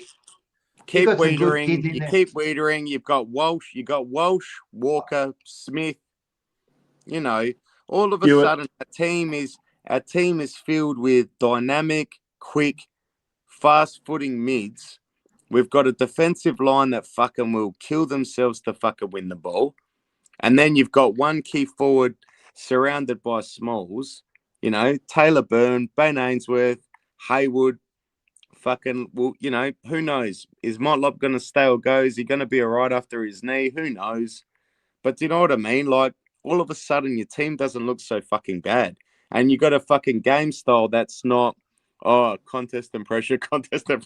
Yeah, 100%. And that's what I'm saying. Like, you get yourself that next, generational coach. Hopefully, we can find the right person. You add 3 or 4 players, either by drafting them or developing, 3 or 4 guns, and you're right up there again. You know what I mean? You're right up there again. I don't think we're that far, but we are, if that makes sense. Like, we're not that far, but we are. We're in danger of being in the no man's land positions of, 11th through to bloody 14th, we are. because that gives you nothing. If we get the next 2, like obviously Tassie's coming up. So if we get the next 2 drafts wrong, we're fucked. But if we get them right, if we get them right, and we have made I think we've made good moves. Like, I know we didn't want to get rid of Curnow. I know it's like fucking hell. We've lost the generational forward, but you know what? We can't keep looking backwards. We're going to move forward now. I think exactly. I think the problem was we were unprepared for that move. That's what pissed me off the most. Is that you've exposed yourself up top. Yeah, we because didn't it was get a last we minute didn't move, get nothing. man. We didn't get nothing for him. We haven't done an Essendon where we're going to get nothing for him. We've got Haywood, we got Florent, Ainsworth was part of all of that fucking and another couple of first round draft picks this year. and we got draft picks to get some younger father-sons in. So we didn't do too badly, right? Yes, we want a key forward. That's killer, but we don't have it at the moment. But all of this might lead us to success in a year or two. So that's, Rocco, you asked the question, what do we need? We need a good coach. We need a good recruitment manager that gets on the same page as the coach. And we need to nail the next 2 drafts with trade, free agency, and trade. We need to nail that. Yep, I agree. And that's what I mean. That's what we've got to work towards now. You know, like the past is the past. Let's nail this next coach, you know. And then, like you said, I hope they let him do what he does, you know, and get those assistants that he wants around him, you know. And then, yeah, let's work towards, as you said, Cody Walker's going to be a good player. Everyone wants him. Everyone knows he's going to be a good player. Like, you can say whatever you want, and we'll get him. Like, they'll move heaven and earth to get him to the club. He's already wearing the number 1, and he trains with us. Like, as if they're not going to pick him up. And in the meantime, you're right. We've got to be working on 1 or 2 big names in the next couple of years, and also develop another couple of good kids. And we're back there. And as you said, we've got Ainsworth, you know, Haywood, you know, Florence been a good pickup, I think, you know what I mean? I think Cowan's going to be a good player. Like, it's there, but we're not far, but we're not close either. If that makes sense. It could go either way. It could go either way. It could go either way. We could fall off the fucking cliff. I would.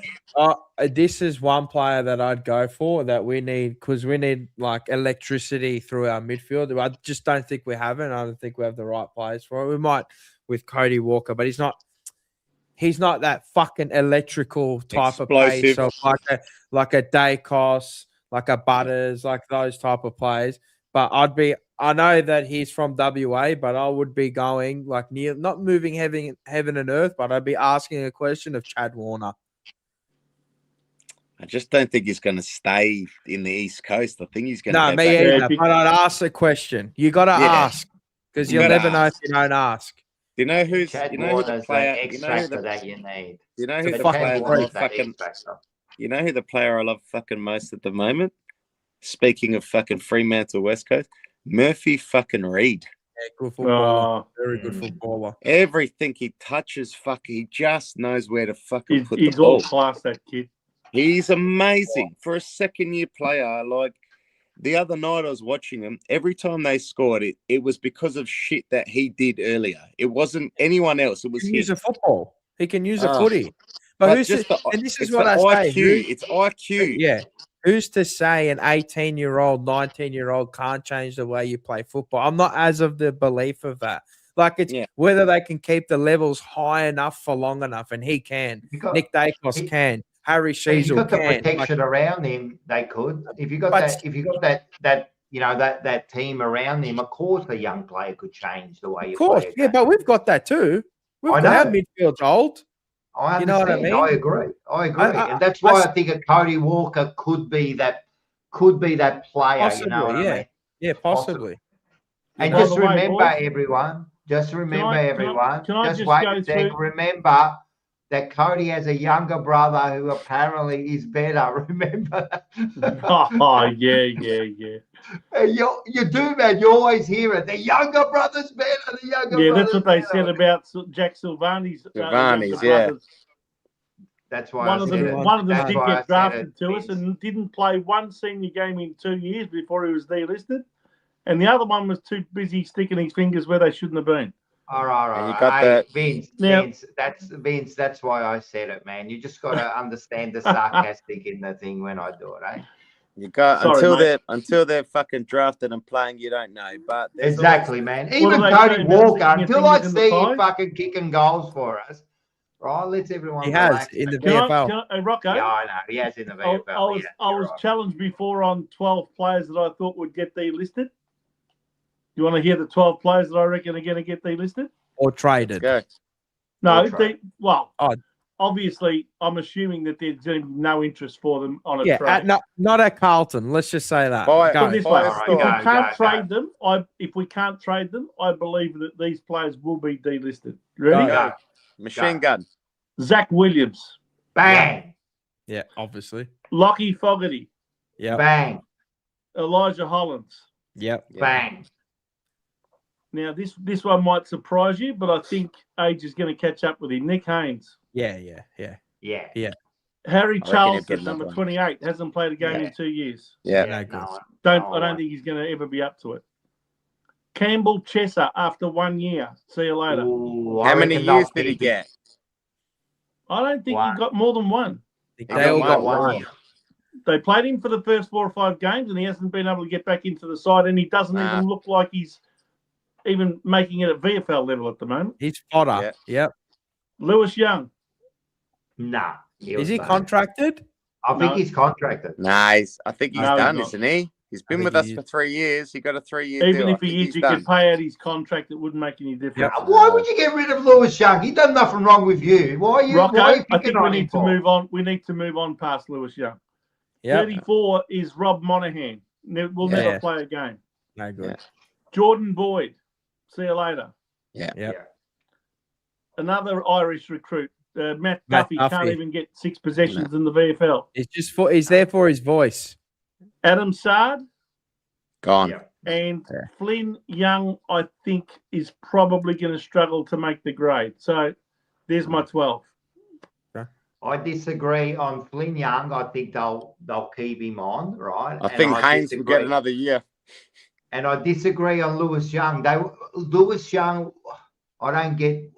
You don't need to get rid of him. He's I'm a not good backup. criticising Lewis Young. He is what he is, and he definitely comes in and he plays a role when there's injuries and he like he did last week, whenever it was, or the week before. But I just think he takes up a spot that he's never going to end up being part of your next premiership. And I just think that we've got to get past having players that are just list cloggers that are there that are never going to be part of your next premiership side. We've got to build beyond that. The problem is with all these players, right? Is who else you're going to get? Because you got to draft them, or you got to get free agents. Now, if they're free agents and their club doesn't want them, why are we going to get them and make shit players again our problem? Are we going to revolutionise another 29-year-old that's no good at his club? If we get rid of a like a Lewis Young there, right? We're just going to get another one in there. The same. Correct. That's all we're going to do. We're just going to get. Correct. I don't know. I don't mind him, but everyone else, except for maybe a Flynn Young. Oh, by the way, I haven't added McGovern to that list because I think he's done enough to justify another year. He's our highest goal kicker. And he's 31. He's not 34 like Nick Haynes. He's 32. He'll be 33 next year. Do you know what No, the he problem won't. with McGovern? You know what the problem Yeah, with he will. McGovern is? We should have. McGovern's only 31 now, isn't he? Nah, he's No, older. 32. Yeah. 32. Anyway, whatever. 31, 32, same shit. The problem with McGovern is he's like Jake Stringer. You should never sign McGovern for longer than a 1-year contract year. because every time you do, he plays his best football. I agree. All It'd right, be boys. interesting. Look, I don't know if all those players will go, Vince, but definitely 8 to 10 of those players will definitely be gone. Yeah, for sure. So there's Guys. that, but who knows what decision they make? I'm It's going been to. lovely chatting with you guys. Have a good night. 12 changes at least.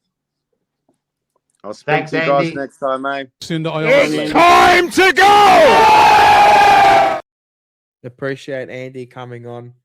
Good chats. Always a good chat. And yeah, we get to the end of our proceedings, emergency meeting, another one after bit of it's a disaster class tonight. We must all agree on that. But we move forward to next weekend against the Filth. But before we do, we got we'll have a review. We've got what else? We got I'll let Big Vincenz preview this one tomorrow night. What have you got? Oh, really? Yeah. Tomorrow night, 7:30, Blue Sunday with David Rees-Jones. Mars's better half, or not better half. Better I shouldn't half, say that. shit. He's That's already engaged, about to be relations. married. That's incest relations, Vince. His younger brother Seba. He'll be feeling better now, Seba, because we've lost. he put a bet on us to win by 1 point. Oh no! You Suffer. $10. $10. That's all 51 right. to 1. That was worth a $10, I reckon. By the way, I know that Bangkok Joe is back from America and Canada and wherever else he was for the World Cup, but Mexico. I think he's on another tour this weekend, so I don't think he's going to be back this week. He won't be back this week. Okay. By the way, I'm getting a couple of comments here from both Lana and Kevin about Ollie Hollands. What about him? Why wouldn't I delist him? Isn't he on a contract still? I think he's contracted beyond this year. And even if he's not, I think if anything, with Ollie Hollands, I think what they'll probably do is they'll look at what interest there might be in him. They might trade him. You never know if they can get the right trade for him. I think they'll keep him. I think we're still. They'll try and trade him, but if they can't, if they haven't got the interest, they'll probably keep him. I reckon they'll trade him. I mean, he's only been there for 3 years. I don't reckon they would trade him, man. Why are you going to trade him? Like before these last 2 games, he was actually good, man. Until he got injured, he was good, man. Like I don't know. He's forming the knock on him is his disposal efficiency. Rocco I don't think so. I debunked that on. Mars on came up with that stat. What's his disposal efficiency, Big Vingens? Well, the perception, right or wrong, is that he butchers it.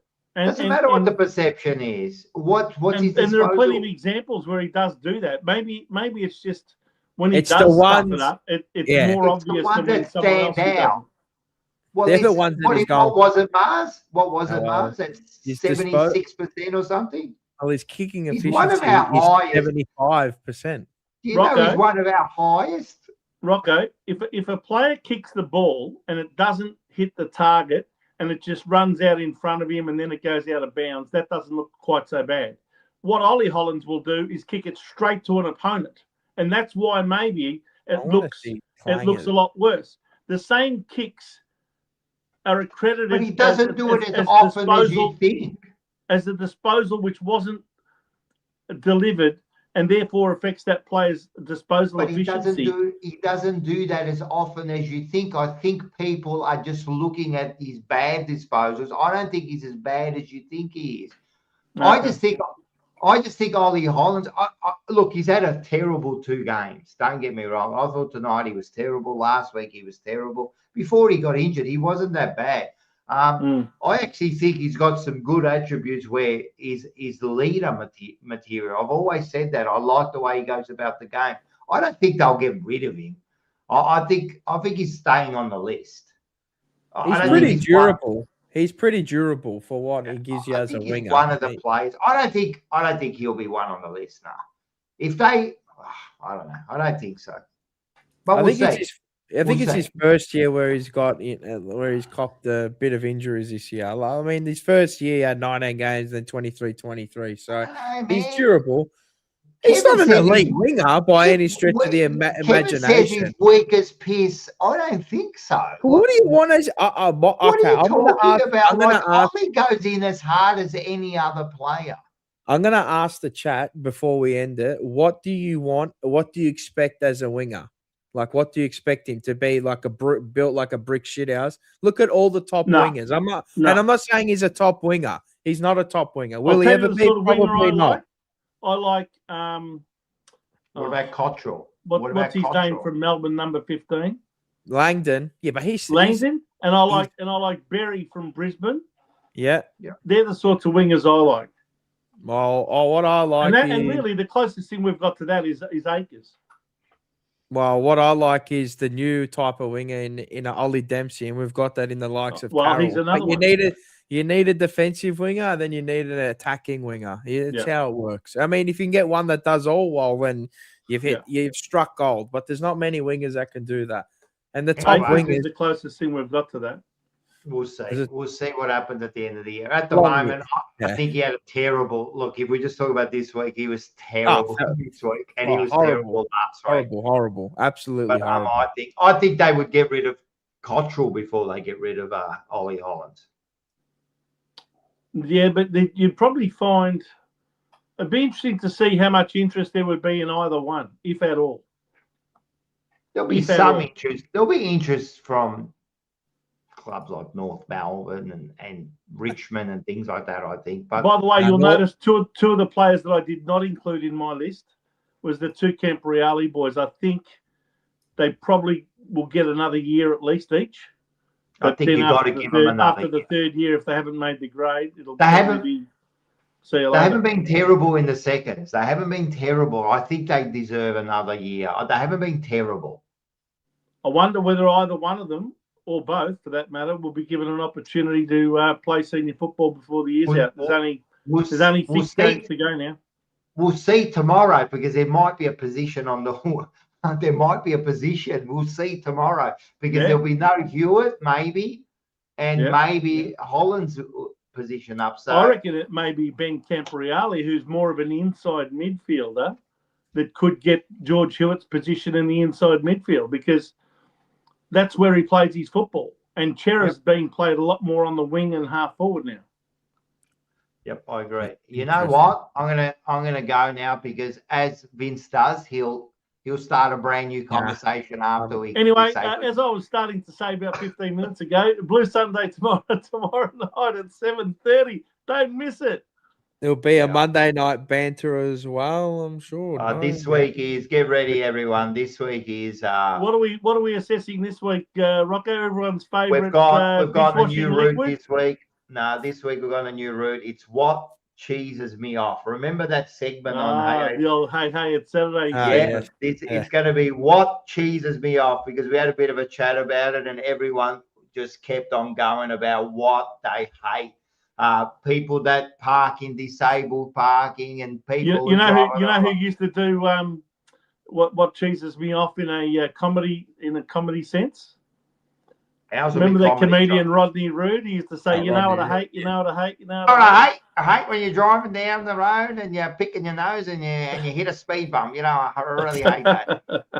And then we got Tuesday night, TJP, 7 o'clock. Make sure you tune in. Who's our guest this week? I don't even know.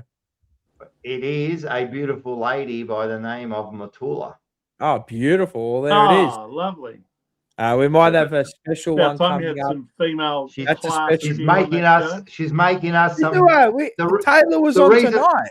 Yeah. The reason we Taylor and Matula should have them both on. Well, we can't feed everyone in the thing, but we're going to have Matula, and she said she's going to make us some wonderful pizza slices or something. Oh, so beautiful. And then we've Pizza got made by a Greek woman, Rocco. Yeah. You trust I that? don't know. I think it's pizza Vince. Shut up, Vince. I'm going to mute him so I can get through the shows. Then Wednesday we've got Forever Rivals, and then we've also got Mark just muted me. preview. And then what else we got? Thursday, Selection Blues with Dylan and Rocco. And then Friday, there's absolutely nothing. And Saturday is game day with, I think Bo is back. Maybe, no, Bo's going to the game. I'll be hosting. It'd be just you and maybe Taylor and who else I'll be because we'll be hosting. going to the game. And yeah, that's I want to see how much I can trigger everyone with my hatred for Nick Dacos. Well, it's going to be it'll be a good big game. But there's a big week coming up before we get there. All right, love yous and leaves everybody that's joined us tonight. Thank you very much. Hit the subscribe button, hit the like button if you've liked, and drop a comment below if you disagree or agree with us. Again, thank you. Make sure you tuned in and go Blues.